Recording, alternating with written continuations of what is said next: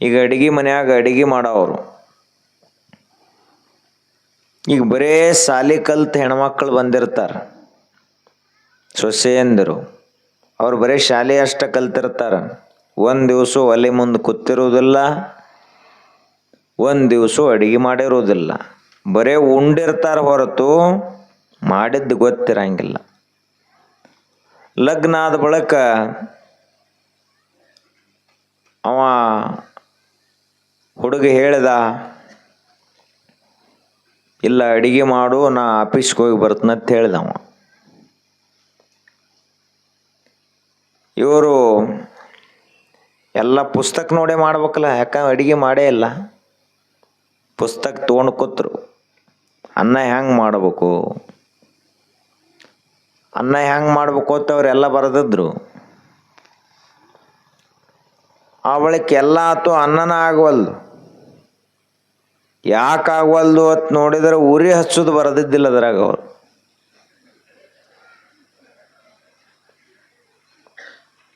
ಅವ ಆಫೀಸದಿಂದ ಬಂದ, ಅವು ಅಕ್ಕಿ ನೆನೆದಿದ್ದು ಹೊರತು ಕುದ್ದಿದ್ದಿಲ್ಲ. ಯಾಕೆ ಹಿಂಗಾತು? ಜ್ಞಾನ ಇಲ್ಲ ಅಂತ, ಅಡಿಗೆ ಮಾಡೋ ಜ್ಞಾನ. ಈಗಂತೂ ಹಳೆ ಅಜ್ಜಿಗಳು ಏನೇನು ಮಾಡ್ತಿದ್ರೆ ಅಡಿಗೆ ಹೊಸಬ್ರಿಗೆ ಒಂದು ಬರಂಗಿಲ್ಲ. ಬರ್ತಾವ ಹುರುಳಿ ಸಂಗಟಿ ಮಾಡ್ಲಾಕ ಬರಂಗಿಲ್ಲ ಈಗಿನವ್ರಿಗೆ. ಪುಂಡಿ ಪಲ್ಯ ಸರಿಯಾಗಿ ಮಾಡ್ಲಾಕ ಬರಂಗಿಲ್ಲ. ಅನ್ನ ಹಾಕ್ತಾರ, ಅದು ಅಕ್ಕಿ ಹಾಕಿ ಕುದಿಸಿಬಿಡ್ತಾರೆ. ಅವು ಅಜ್ಜಿಗಳು ಹೆಂಗೆ ಮಾಡ್ತಿದ್ದು ಗೊತ್ತೇ ಇಲ್ಲ. ಹುಳ ನುಚ್ಚು ಮಾಡ್ಲಾಕ ಬರಂಗಿಲ್ಲ. ಕಸ ಬೆಂಡಿ ಅತ್ ಮಾಡ್ತಾರೆ, ಅದೇನು ಕುದಿಸೋದಲ್ಲ ಏನಲ್ಲ, ಅದು ಮಾಡ್ಲಾಕ ಬರಂಗಿಲ್ಲ. ಇನ್ನು ಭಾಳ ಹಳೆಯ ಪ್ರಕಾರದ ಅಡಿಗೆಗಳು ಏನದಾವ ಈಗ ಹೊಸ ಮಂದಿಗೆ ಬರಂಗೇ ಇಲ್ಲ. ಅಂದ್ರೆ ಇವರು ಏನು ಕಲ್ತಾರ? ಬರೀ ಶಾಲೆ ಅಷ್ಟ ಕಲ್ತಾರ. ಇದು ಮನ್ಯಾನ ವಿದ್ಯಾನ ಕಲ್ತಿಲ್ಲ. ಇವರು ಬದುಕುವ ವಿದ್ಯಾನ ಕಲ್ತಿಲ್ಲ, ಹೊಟ್ಟೆ ವಿದ್ಯಾನ ಕಲ್ತಿಲ್ಲ. ಅಂದ್ರೆ ಇವರಿಗೆ ಜ್ಞಾನ ಐತತ್ ಹೆಂಗೆ ಹೇಳೋದು? ನಮ್ಮ ಸೊಸಿ ಭಾಳ ಕಲ್ತಕ್ಕೆದಾಳಪ್ಪ ಅಂತ ಹೇಳ್ತಾರೆ. ಎಟ್ಟು ಕಲ್ತಾಳ್ರಿ ಸೊಸಿ? ಭಾಳ ದೊಡ್ಡ ಡಿಗ್ರಿ ಆಗೈತೆ ಹೇಳ್ರಿ. ಅದೇನು ಹೇಳಬಾರ್ದು, ಅಷ್ಟು ದೊಡ್ಡ ಡಿಗ್ರಿ. ಆ ಬಳಿಕ ಕೇಳ್ತಾರ ಅವರು, ಅಷ್ಟು ದೊಡ್ಡ ಡಿಗ್ರಿ ಆಗೈತಿ ಕರೆ ಹಸು ಆದಾಗ ಏನು ಸರ್ಟಿಫಿಕೇಟ್ ತಿಲ್ಲಕ್ಕೆ ಬರ್ತೈತೆ? ಹಸು ಆದಾಗ ಮತ್ತೆ ಎಲ್ಲಿ ಬರ್ಬೇಕವ? ತಾಟಿಗೆ ಬರಬೇಕು, ಊಟನ ಮಾಡ್ಬೇಕು. ಅದಕ್ಕೆ ಡಿಗ್ರಿ 4 ಕಡಿಮೆ ಇದ್ರೆ ನಡಿತೈತಿ, 4 ಎತ್ತೆ ಕಡಿಮೆ ಕಲ್ತ್ರ ನಡಿತೈತಿ. ಮೊದಲ ಉಣ್ಣು ವಿದ್ಯೆ ಸರಿಯಾಗಿ ಬರಬೇಕು, ಅಡಿಗೆ ಮಾಡೋ ವಿದ್ಯೆ ಬರ್ಬೇಕು ಹೆಣ್ಮಕ್ಳಿಗೆ. ಗೃಹಲಕ್ಷ್ಮಿ ಅಂತ ಕರೀತಾರೆ ಅವ್ರಿಗೆ, ಮನ್ಯಾನ ಲಕ್ಷ್ಮಿ ಅವರು. ಅನ್ನಪೂರ್ಣೇಶ್ವರಿ ಅಂದರು ಅವರ, ಸರಸ್ವತಿ ಅಂದರು ಅವರ, ಪಾರ್ವತಿ ಅಂದರು ಅವರ. ಯಾಕೆ ಅಂದ್ರೆ ಅವ್ರಿಗೆ ಇವೆಲ್ಲ ವಿದ್ಯೆ ಬರ್ಬೇಕು. ಈಗ ಎಲ್ಲರಿಗೂ ಒಂದು ಬರ್ತೈತಿ. ಈಗಿನ ಹೆಣ್ಮಕ್ಳಿಗೆ ಏನು ಬರ್ತೈತಿ? ಕುಕ್ಕರ್ ಸೀಟಿ ಹೊಡೆಸೋದು ಒಂದು ಬರ್ತೈತಿ. ಅದಕ್ಕೇನು ತ್ರಾಸೈತಿ? ಏನೂ ಇಲ್ಲ. ನೀರು ಹಾಕೋದು, ಅದಕ್ಕೆ ಕುದ್ದತೆ ಇಲ್ಲ ತ ಸೀಟಿನೇ ಹೇಳ್ತೈತಿ. 3 ಸೀಟಿ ಆತಂದ್ರೆ ಕುದ್ದಿರ್ತೈತಿ. ಅವ್ರು ಹೇಳೇ ಬಿಡ್ತಾರೆ, ನೀವು ಹೆಸರು ಕಾಳು ಹಾಕಿದ್ರಿ ಅಂದ್ರೆ ಇಷ್ಟು ಸೀಟಿ ಹೊಡೆಸಬೇಕು, ಕಡ್ಲಿ ಹಾಕಿದ್ರಿ ಅಂದ್ರೆ ಇಷ್ಟು ಸೀಟಿ, ಅಕ್ಕಿ ಹಾಕಿದ್ರಿ ಅಂದ್ರೆ ಇಷ್ಟು ಸೀಟಿ ಮೇಲೆ ಅಡಿಗೆ ಮಾಡೋರು ಇವರು. ಅದನ್ನು ತಿಳ್ಕೊಂಡು ಅಡಿಗೆ ಮಾಡೋರಲ್ಲ. ಮೊದಲಿನ ಕಾಲದಾಗ ಯಾವ ಅಜ್ಜಿ ಹತ್ತಿರ ಪ್ರೆಷರ್ ಕುಕ್ಕರ್ ಇತ್ತು? ಈಗಿನವ್ರು ಕಟ್ಟಿನ ಸಾರ ಮಾಡ್ಲಕ್ಕ ಬರಂಗಿಲ್ಲ. ಅಜ್ಜಿ ಮಾಡಿದ ಕಟ್ಟಿನ ಸಾರ 3 4 ದಿವಸ ಮಂದಿ ಉಣ್ತಿತ್ತು. ಇವತ್ತಿನವರೆಗೆ ಪಾಕಶಾಸ್ತ್ರ ಇಷ್ಟು ಬೆಳೆದರೂ ಕೂಡ ಒಬ್ಬ ಅಜ್ಜಿ ಮಾಡಿದಂಥ ಕಟ್ಟಿನ ಸಾರಿನಂಗೆ ಸಾರನ ಜಗತ್ತಿನಾಗ ಯಾರಿಗೆ ಮಾಡ್ಲಕ್ಕ ಬರಂಗಿಲ್ಲ. ಅದಕ್ಕೆ ಪಾಕಶಾಸ್ತ್ರ ಅಂತ ಕರೀತಾರೆ. ಅವರು ಮಣ್ಣಿನ ಗಡಿಯಾಗ ಕಟ್ಟಿಗೆ ಒಲೆ ಮೇಲೆ ಮಾಡ್ತಿದ್ರು, ಚಲೋ ರುಚಿ ಆಗ್ತಿತ್ತು. ಇವರು ಗ್ಯಾಸ್ ಮೇಲೆ ಮಾಡ್ತಾರೆ, ಹೆಂಗೆ ರುಚಿ ಆಗ್ಬೇಕದು? ಅದರ ಬೂದಿನೂ ಇಲ್ಲ, ಕೆಂಡನೂ ಇಲ್ಲ, ಏನೂ ಇಲ್ಲ. ಅದು ಅಲ್ಯೂಮಿನಿಯಂ ಪಾತ್ರೆ, ಸ್ಟೀಲ್ ಪಾತ್ರೆ ಒಳಗೆ ಅಡಿಗೆ ಮಾಡ್ತಾರ. ಹೆಂಗ ತಿಳಿಲಾರದವ್ರ ಕೈಯಾಗ ಅಡಿಗೆ ಮನೆ ಇವತ್ತು ಸಿಕ್ಕಿತು. ಆದ್ದರಿಂದಲೇ ಇವತ್ತೆಲ್ಲ ರೋಗಿಗಳು, ಉಂಡವರೆಲ್ಲ ರೋಗಿಗಳು. ಹೆಂಗ ಅಡಿಗೆ ಮಾಡ್ಬೇಕಂತ ಗೊತ್ತಿಲ್ಲ. ಮೊದಲಿನ ಅಜ್ಜಿಗಳು ಎಣ್ಣೆ ಭಾಳ ಹಾಕ್ತಿದ್ರೇನು? ಅಡಿಗೆಯಾಗ ಎಣ್ಣೆ ಭಾಳ ಕಡಿಮೆ ಹಾಕ್ತಿದ್ರು ಅವರು. ಉಪ್ಪು ಎಷ್ಟು ಬೇಕೋ ಅಷ್ಟ ಹಾಕ್ತಿದ್ರು. ಒಂದು ಪ್ರಮಾಣ ಮೇಲೆ ಅಡಿಗೆ ಮಾಡ್ತಿದ್ರು. ಇವತ್ತು ಅಡಿಗೆ ಮಾಡೋದಂದ್ರೆ ಅಡಿಗೆಯಲ್ಲಿ ಎಣ್ಣೆ ತೇಲ್ತಿರ್ತೈತೆ ಅಷ್ಟು ಎಣ್ಣೆ ಹಾಕ್ತಾರೆ. ಹಿಂಗಾಗಿ ಹಾರ್ಟ್ ಅಟ್ಯಾಕ್ ಹೆಚ್ಚಾಗ್ಯಾವ. ಆ ಹಾರ್ಟ್ ಅಟ್ಯಾಕ್ ಹೆಚ್ಚಲಾಕ ಯಾರ ಕಾರಣ ಅಂತ ಕೇಳಿದ್ರೆ ಇದು ಅಡಿಗೆನ ಎಣ್ಣೆ ಕಾರಣ. ಇದು ಯಾಕೆ ಹೆಚ್ಚಾತಪ್ಪ? ಅಡಿಗೆ ಮಾಡೋರಿಗೆ ಅಡಿಗೆ ಮಾಡೋ ಜ್ಞಾನ ಇರಲಾರ್ದಕ್ಕೆ ಇದೆಲ್ಲ ಆತು. ಇದು ಬರೇ ಒಂದ ವಿದ್ಯಾ, ಮತ್ತದು ಬರೇ ಉಣ್ಣು ವಿದ್ಯಾನ ನಮಗಿನವನ್ನ ಸರಿಯಾಗಿ ಬಂದಿಲ್ಲ. ನಮ್ಮ ಅಜ್ಜ ಅಜ್ಜಿಗಳು ಏನು ಪಾಲಿಸ್ಕೋತ ಬಂದಿರಲ್ಲ. ಆ ಅಡಿಗೆ ಪದ್ಧತಿಗಳನ್ನ ಬಿಟ್ಟು ಬರೇ ಇಡ್ಲಿ ವಡಾ ದ್ವಾಸೆ ತಿಂದು ಏನಾಗಿದ್ವಿ ನಾವು ಇವತ್ತು. ಅವರು ಅಮಾವಾಸ್ಯೆಗೆ ಒಮ್ಮೆ ಅಕ್ಕಿ ಅನ್ನ ಮಾಡ್ತಿದ್ರ. ಹಿರಿಯರು ಅದಿರ್ಲಿ ಅಲ್ಲಿ ಹೇಳ್ರಿ ಸ್ವಲ್ಪ ನಿಮ್ಮ ಸೊಸೆಯಂದ್ರಿಗೆ. ಅಮಾವಾಸ್ಯೆಗೆ ಒಮ್ಮೆ ಅಕ್ಕಿ ಅನ್ನ ಮಾಡ್ತಿದ್ರು ಅವರು. ಆದರೆ ಇವತ್ತು ದಿನಂಪ್ರತಿ ಅಕ್ಕಿಯನ್ನೇ ಬಳಸ್ತಾ ಇದೀವಿ. ಒಂದು ಬಳಕ ಆರೋಗ್ಯ ಹೆಂಗೆ ಚಲೋ ಇರ್ತೈತಿ. ಜೋಳವನ್ನು ತಿಂದವನು ತೋಳದಂತಾಗುವನು, ಅಕ್ಕಿಯನ್ನು ತಿಂದವನು ಹಕ್ಕಿಯಂತಾಗುವನು. ತಾಕತ್ತೆಲ್ಲಿರ್ತೈತಿ ಅಕ್ಕಿ ತಿಂದ ಮನುಷ್ಯಾಗ? ಕಾಣ್ಲಕಟ್ಟ ದೊಡ್ಡ ಒಂದು ಪ್ಲಾಸ್ಟಿಕ್ ಬ್ಯಾರಲ್ ಕಂಡಂಗೆ ಕಾಣ್ತಾನ ಮನುಷ್ಯ. ಏನು ತಾಕತ್ತಿರಂಗಿಲ್ಲ.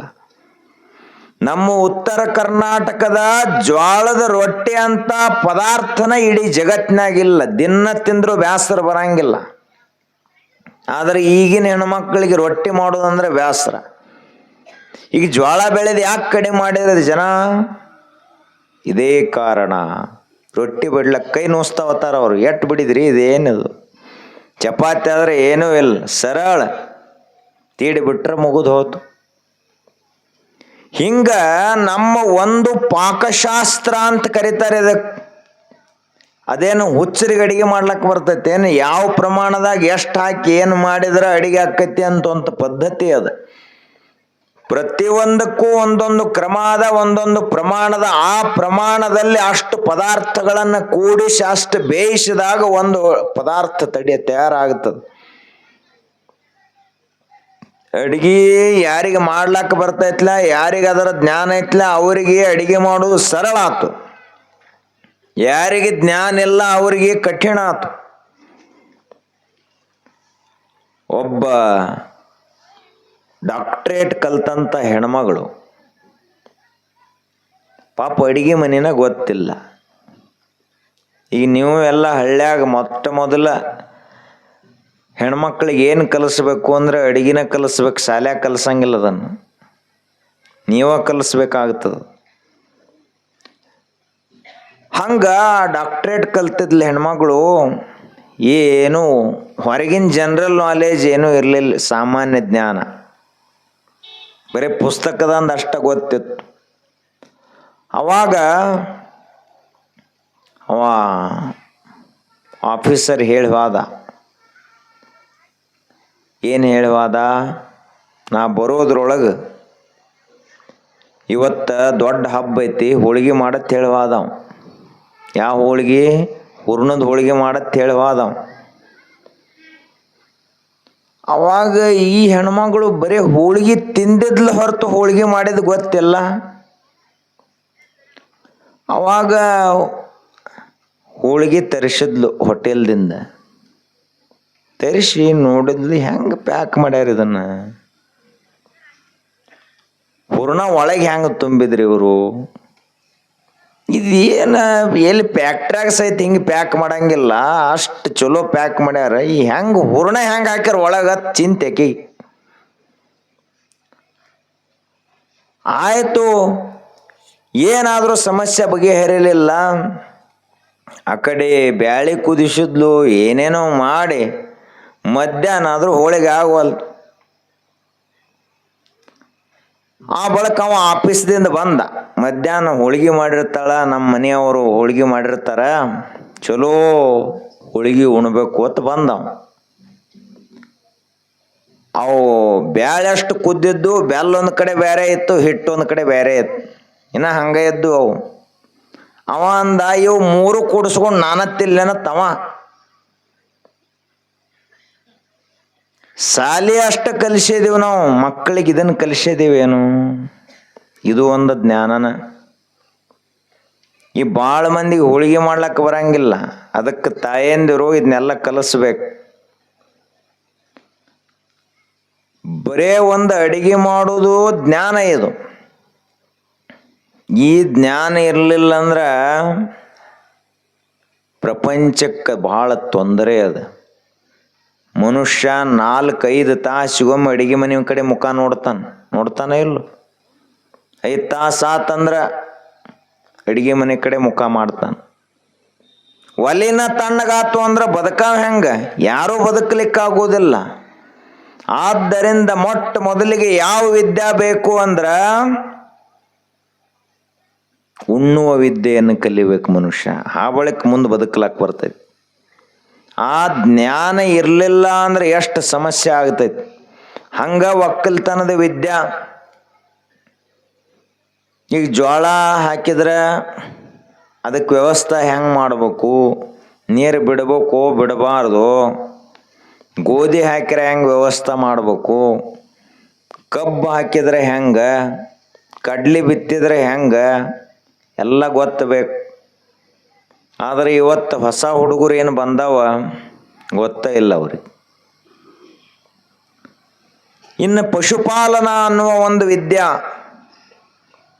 ಈ ಕೆಲವೊಂದು ದನಗಳು ಎಲ್ಲರಿಗೆ ಹಿಂಡಂಗಿಲ್ಲ. ಅವು ಯಾರು ಚಲೋ ವ್ಯವಸ್ಥೆ ಮಾಡ್ತಾರೆ, ಯಾರಿಗೆ ಕಲಾ ಇರ್ತೈತೆ ಅವ್ರಿಗೆ ಅಷ್ಟೇ ಹಿಂಡ್ತಾವೆ. ಇವರು ನೇರವಾಗಿ ಹಾಲ ಹಿಂಡ್ಲಕ್ಕೆ ಹೋದ್ರು ಅಂದ್ರೆ ಲತ್ತಿ ಹೊಡೆದು ಬಿಡ್ತಾವೆ. 32 ಹಲ್ಲು ಉದುರಿ ಬಿದ್ದು ಬಿಡ್ತಾವೆ. ಯಾಕ? ಅಂದ ಹಿಂಡ್ಲಕ್ಕೆ ಹೋಗಿರ್ತಾರೆ ಇವರು. ಪಶುಪಾಲನಾ ಅನ್ನುವಂಥದ್ದು ಒಂದು ವಿದ್ಯಾ. ಶಾಲ್ಯಾಗ ಬೈತಾರಲ್ಲ, ಅದು ತಪ್ಪೈತಿ. ಏನೂ ಬರಲಿಲ್ಲ ಅಂದ್ರೆ ದನ ಕಾಯ್ಲಕ್ಕೆ ಹೋಗತ್ತೆ ಹೇಳ್ತಿದ್ರು. ಏನೂ ಬರಲಿಲ್ಲ ಅಂದ್ರೆ ದನ ಕಾಯ್ಲಕ್ಕೆ ಹೋಗೋದಲ್ಲ, ಒಕ್ಕಲತನದ ವಿದ್ಯಾ ಬರಲಿಲ್ಲ ಅಂದ್ರೆ ಅವನು ಎಲ್ಲಿ ಕಳಿಸೋದು? ಶಾಲಿಗೆ ಕಳಿಸೋದು. ದಡ್ಡ ಯಾವ ಇರ್ತಾನಲ್ಲ ಶೇತಿ ಒಳಗೆ, ಅವನು ಶಾಲಿಗೆ ಕಳಿಸ್ಬೇಕು. ಅದಕ್ಕೆ ಒಕ್ಕಲುತನ ಆಗಲಿ ಪಶುಪಾಲನೆ ಅನ್ನುವಂಥ ಇವೆರಡು ಬಹಳ ದೊಡ್ಡ ವಿದ್ಯೆಗಳು. ಇವು ನಮಗೆಲ್ಲ ಗೊತ್ತಬೇಕು. ಜ್ಞಾನ ಇತ್ತು ಅಂದ್ರೆ ಜೀವನ ಸರಳ ಆಗತೈತಿ. ಜ್ಞಾನ ಇರಲಿಲ್ಲ ಅಂದ್ರೆ ಜೀವನ ಬಹಳ ಕಠಿಣ ಆಗ್ತದೆ. ಜ್ಞಾನದ ಬಲದಿಂದ ಅಜ್ಞಾನದ ಕೇಡು ನೋಡಯ್ಯ. ಬರೆಯು ಹೊರಗಿನ ಉಪಜೀವಿಕೆ ವಿದ್ಯೆಯಿಂದಲೇ ಇಷ್ಟ ಲಾಭ ಆಗುವುದಾದ್ರೆ ನಮ್ಮ ದುಃಖವನ್ನು ಶಾಶ್ವತವಾಗಿ ತೆಗೆದುಹಾಕುವಂಥ ಆತ್ಮವಿದ್ಯೆಯಿಂದ ಎಷ್ಟು ಮನುಷ್ಯನ ಜೀವನ ಆನಂದದಾಯಕ ಆಗುವುದಿಲ್ಲ. ಜೀವನ ಆನಂದದಾಯಕವಾಗಬೇಕಾಗಿತ್ತು ಅಂದ್ರೆ ಅಧ್ಯಾತ್ಮ ವಿದ್ಯೆ ಬೇಕು, ಅಧ್ಯಾತ್ಮದ ಜ್ಞಾನ ಬೇಕು. ಆವಾಗ ಅವರು ಬಹಳ ಆನಂದಪೂರ್ಣವಾಗಿ ಜೀವನ ಕಳೀತಾರೆ. ಜ್ಯೋತಿಯ ಬಲದಿಂದ ತಮಂಧದ ಕೇಡು ನೋಡಯ್ಯ. ಅಮಾವಾಸ್ಯೆ ಕತ್ಲಿರ್ತದ, ಏನು ಬೆಳಕಿಲ್ಲ. ನಾವು ದೀಪ ಹಚ್ಚಿಟ್ಟಿವಿ ಅಂದ್ರೆ ಆ ಪ್ರದೇಶ ಎಲ್ಲ ಬೆಳಕಿನಿಂದ ಝಗಮಗಿಸ್ತದ. ಯಾಕೆ ಅಂದ್ರೆ ಆ ಒಂದು ಜ್ಯೋತಿ, ಒಂದು ದೀಪವನ್ನು ಹಚ್ಚುವುದರಿಂದ ಅಲ್ಲಿ ಕತ್ಲೆಲ್ಲ ಹೋಯ್ತು. ಹಂಗ ಒಂದು ಮಹಾತ್ಮರ ಮಾತ ನಮ್ಮ ಮನಸ್ಸಿನೊಳಗಿತ್ತು ಅಂದ್ರೆ ನಮ್ಮ ಅಜ್ಞಾನ ದೂರವಾಗಿ ಹೋಗ್ತೈತಿ. ಒಂದು ಮಂತ್ರದಂಥ ಮಾತು, ಒಬ್ಬ ಮಹಾತ್ಮರ ತಪಸ್ಸಿನ ವಾಣಿಯಿಂದ ಅದು ನಮ್ಮ ಮನಸ್ಸಿನಲ್ಲಿ ಉಳಿತು ಅಂದ್ರೆ ಜನ್ಮ ಜನ್ಮಾಂತರದ ಪಾಪಗಳನ್ನು ಸುಟ್ಟು ಹಾಕ್ತದೆ. ಜ್ಯೋತಿಯ ಬಲದಿಂದ ತಮಂಧದ ಕೇಡು ನೋಡಯ್ಯ. ಸತ್ಯದ ಬಲದಿಂದ ಅಸತ್ಯದ ಕೇಡು ನೋಡಯ್ಯ. ಸತ್ಯ ಅಂದ್ರನ ದೇವರು, ದೇವರಂದ್ರ ಮತ್ತೆ ಬೇರೆ ಇಲ್ಲ. ಸತ್ಯಂ ಜ್ಞಾನಂ ಅನಂತಂ ಬ್ರಹ್ಮ ಅಂತ ಋಷಿಗಳು ಹೇಳಿದರು. ದೇವರಂದ್ರೆ ಏನಪ್ಪ? ಇವು 3 ಲಕ್ಷಣ ಇರಬೇಕು. ಬ್ರಹ್ಮ ಅಂದ್ರೆ ದೇವರು. ಸತ್ಯ ಮೊಟ್ಟ ಮೊದಲನೇದ ದೇವರಂದ್ರೆ ಏನು? ಸತ್ಯ. ಇಂದಿದ್ದ ನಾಳೆ ಮರೆಯಾಗವ, ಇಂದು ಹುಟ್ಟಿ ನಾಳೆ ಸಾಯವ ದೇವರಲ್ಲ. ಇಂದ ಮೂರ್ತಿ ಕೆತ್ತಿ ನಾವು ಗುಡಿಯಾಗ ಇಟ್ಟಿದೀವಿ, ನಾಳೆ ಮೂರ್ತಿ ಕೈ ಒಡಿತು, ಕಾಲು ಒಡಿತು, ಏನೇನೋ ಆಯ್ತು, ಭಿನ್ನ ಆಯ್ತು ಅಂದ್ರೆ ಖರೇ ದೇವರಲ್ಲದು. ನಿಜವಾದ ದೇವರನ್ನ ಶಿಲ್ಪಿ ಕೆತ್ತಲಾಕನ ಸಾಧ್ಯ ಇಲ್ಲ. ನಿಜವಾದ ದೇವರಿಗೆ ಒಂದು ಆಕಾರವೇ ಇಲ್ಲ, ಅದನ್ನ ಹೆಂಗೆ ಕೆತ್ತವ? ಆದ್ದರಿಂದ ದೇವರು ಅಂದ್ರೆ ಏನಪ್ಪಾ? ಸತ್ಯ. ಯಾವುದು ಅಜರಾಮರವಾಗಿ ಅನಾದ್ಯನಂತವಾಗಿ ವಿಶ್ವವ್ಯಾಪ್ತವಾಗಿ ವ್ಯಾಪಿಸಿದೆಯೋ ಅದು ದೇವರು. ಸತ್ಯವೇ ದೇವರು. ಆ ಬಳಿಕ ಜ್ಞಾನಂ, ಯಾವುದು ಸದಾಕಾಲ ಅರಿವಿನಿಂದ ಬೆಳಗುತ್ತಾ ಇದೆಯೋ, ತಿಳುವಳಿಕೆಯಿಂದ ಬೆಳಗುತ್ತಾ ಇದೆಯೋ, ಎಲ್ಲಿ? ನಮ್ಮ ಹೃದಯ ಮಂದಿರದಲ್ಲಿ. ನಾವು ಮಲ್ಕೋಬಹುದು, ಅರಿವು ಮಲ್ಕೊಳ್ಳಂಗಿಲ್ಲ, ಆತ್ಮ ಮಲ್ಕೊಳ್ಳಂಗಿಲ್ಲ. ಜಾಗ್ರತ್ ಸ್ವಪ್ನ ಸುಷುಪ್ತಿ ಸುಸ್ಫುಟತರ ಯಾ ಸಂವಿದು ಜೃಂಭತೆ. ನಮಗೆ 3 ಅವಸ್ಥೆಗಳು. ಈಗ ಎಚ್ಚರಿಕೆ ಇದೀವಿ, ಹೋಗಿ ಮಲ್ಕೊಂಡಿವಿ ಅಂದ್ರೆ ಕನಸು ಬೀಳ್ತೈತಿ, ಅದು ಒಂದು ಅವಸ್ಥಾನ. ಆ ಬಳಿಕ ಇನ್ನೊಂದು ತುಸು ಜೋರ್ಲಿ ಕೆಲಸ ಮಾಡಿ ಮಕ್ಕೊಂಡ ಅಂದ್ರೆ ಗಾಢ ನಿದ್ರೆ ಹತ್ತಿ ಬಿಡ್ತೈತಿ. ಏನಪ್ಪ ಬಡದು ಒಗದಂಗೆ ನಿದ್ದೆ ಎತ್ತು ಓದ್ತಾನ, ಅದು ಸುಷುಪ್ತಿ ಅವಸ್ಥೆ. ಹಿಂಗೆ 3 ಅವಸ್ಥೆಗಳದಾವು. ಇವು ಅವಸ್ಥೆಗಳ 3 ಬದಲಾದರೂ ಕೂಡ ನಮ್ಮೊಳಗಿರುವ ಚೇತನ ಶಕ್ತಿ ಬದಲಾಗುವುದಿಲ್ಲ. ಅದು ದೀಪ ಇದ್ದಂಗೆ ಯಾವಾಗಲೂ ಬೆಳಗ್ತಾನೆ ಇರ್ತೈತಿ. ಅದಕ್ಕೆ ಎರಡನೇದೇನಪ್ಪ? ದೇವರ ಲಕ್ಷಣ ಜ್ಞಾನ. ಅಜ್ಞಾನ ಇದು ದೇವರಲ್ಲ, ಜ್ಞಾನವೇ ದೇವರು. 3ನೇದು ಅನಂತಂ ಬ್ರಹ್ಮ. ಅನಂತ ಅಂದ್ರೆ ಯಾವುದಕ್ಕೆ ಇತಿಮಿತಿಗಳಿಲ್ಲ, ಸೀಮೆಗಳಿಲ್ಲ. ಯಾವುದನ್ನ ನಮ್ಮ ಮನಸ್ಸ, ನಮ್ಮ ಬುದ್ಧಿ, ನಮ್ಮ ಶರೀರ, ನಮ್ಮ ಇಂದ್ರಿಯಗಳಿಂದ ಗ್ರಹಿಸಲಿಕ್ಕಾಗುವುದಿಲ್ಲ, ಅಂಥದ್ದು ದೇವರು ಅಂತ ಹೇಳಿದರು ಅವರು. ಸತ್ಯದ ಬಲದಿಂದ ಸತ್ಯದ ಕೇಡು ನೋಡಯ್ಯ. ನಮ್ಮಲ್ಲಿ ಸತ್ಯನಿಷ್ಠ ಇತ್ತು ಅಂದ್ರ ಸುಳ್ಳು ಹೆಂಗ ನಮ್ಮ ಮುಂದೆ ನಿಲ್ತೈತಿ? ನಾವು ಸುಳ್ಳು ಹೇಳೋರಾಗಿರುವುದರಿಂದ ಸುಳ್ಳು ಹೇಳೋರ ಸಂಘ ನಮಗಾಗ್ಯದ, ಸುಳ್ಳು ಹೇಳೋರ ದೋಸ್ತಿ ಆಗ್ಯದ, ಸುಳ್ಳು ಹೇಳುವ ರೂಢಿ ನಮಗಾಗ್ಯದ. ಆದ್ರೆ ನಮ್ಮಲ್ಲೇ ಸತ್ಯನಿಷ್ಠ ಇತ್ತು ಅಂದ್ರೆ ಸುಳ್ಳು ಹೇಳೋರು ಹೆಂಗ ನಮ್ಮ ಸಮೀಪ ಬರ್ತಾರ? ಸುಳ್ಳು ಹೆಂಗ ಸತ್ಯದ ಮುಂದೆ ನಿಲ್ತೈತಿ? ಸುಳ್ಳಿಗೆ ಅಸ್ತಿತ್ವವೇ ಇಲ್ಲ, ಸುಳ್ಳಿಗೆ ಸುಖವಿಲ್ಲ, ಸತ್ಯಕ್ಕೆ ಸಾವಿಲ್ಲ. ಗಾದೆ ಮಾತು ಏನದು? ಸತ್ಯಕ್ಕೆ ಸಾವಿಲ್ಲ, ಸುಳ್ಳಿಗೆ ಸುಖವಿಲ್ಲ. ಸತ್ಯ ಎಂದು ಸಾಯಂಗಿಲ್ಲ, ಸುಳ್ಳಿಗೆ ಎಂದಿಗೂ ಸುಖ ಆಗುವುದಿಲ್ಲ ಅಂತ ನಮ್ಮ ಹಿರಿಯರು ಹೇಳಿದರು. ಭಾಳ ನೆನಪಿಟ್ಟುಕೊಳ್ಳೋದ್ರಾಗ ಏನು ಅರ್ಥ ಇಲ್ಲ, ಇದು ಒಂದ ವಾಕ್ಯ. ಏನು? ಸತ್ಯ ಎಂದು ಸಾಯಂಗಿಲ್ಲ, ಸತ್ಯವನ್ನು ಅವನು ಕೊಲ್ಲಕ್ ಸಾಧ್ಯ ಇಲ್ಲ, ಮುಚ್ಚಿ ಹಾಕ್ಲಕ್ಕಾಗುವುದಿಲ್ಲ, ಸತ್ಯವನ್ನು ಅವನು ಈ ಜಗತ್ತಿನಿಂದ ಮರೆ ಮಾಡಲಿಕ್ಕೆ ಸಾಧ್ಯ ಇಲ್ಲ. ಸುಳ್ಳಿಗೆ ಎಂದಿಗೂ ಸುಖ ಇಲ್ಲ. ಸುಳ್ಳು ಹೇಳೋರಿಗೆ ಸುಖ ಆಗತತೆ? ಇಲ್ಲ. ಆದ್ದರಿಂದ ವಚನದಲ್ಲಿ ಹೇಳಿದರು, ಸತ್ಯದ ಬಲದಿಂದ ಸತ್ಯದ ಕೇಡು ನೋಡಯ್ಯ. ಪರುಷದ ಬಲದಿಂದ ಅವಲೋಹದ ಕೇಡು ನೋಡಯ್ಯ. ಪರುಷ ಮಣಿ ಒಂದು ಮಣಿ ಅದ, ಅದು ಕಬ್ಬಿಣಕ್ಕೆ ಆ ಮಣಿಯನ್ನು ಮುಟ್ಟಿಸಿದೀವಿ ಅಂದ್ರ ಕಬ್ಬಿಣ ಹೋಗಿ ಬಂಗಾರ ಆಗ್ತೈತಿ. ಅದಕ್ಕೆ ಪರುಷಮಣಿ ಅಂತ ಕರೀತಾರೆ. ನಮ್ಗಂತೂ ಸುಯಿದ್ರೆ ಕೊಡ್ರಿ. ನಮ್ಮ ಮನ್ಯಾಗು ಟ್ಯಾಕ್ಟರ್ ಐತಿ, ಗಳೆ ಅದಾವು, ಕಂಬಗಳು ಅದಾವು, ಕಬ್ಬಿಣದು ಮುಟ್ಟಿಸ್ತು ತರ್ತೀವಿ. ಅದು ಕಲ್ಪನಾ ಲೋಕದಲ್ಲಿರುವಂತ ಒಂದು ಪುರುಷ ಮಣಿ. ಅದರ ಸ್ಪರ್ಶ ಮಾತ್ರದಿಂದ ಕಬ್ಬಿಣ ಹೋಗಿ ಬಂಗಾರ ಆಗ್ತದ. ಮುಂದೆ ಹೇಳ್ತಾರ, ಕೂಡಲ ಸಂಗನ ಶರಣರ ಅನುಭಾವದ ಬಲದಿಂದ ಎನ್ನ ಭವದ ಕೇಡು ನೋಡಯ್ಯ. ಮಹಾತ್ಮರ ಸಾನ್ನಿಧ್ಯದಲ್ಲಿ ಒಂದು ತಾಸು ಕಳೆದು ಹೋದೀವಿ ಅಂದ್ರ ನಮ್ಮ ದುಃಖನ ಮರೆಯಾಗಿ ಹೋಗ್ತೈತ್ಲ. ಇದಕ್ಕೆ ಸತ್ಸಂಗ ಅಂತ ಕರೀತಾರೆ.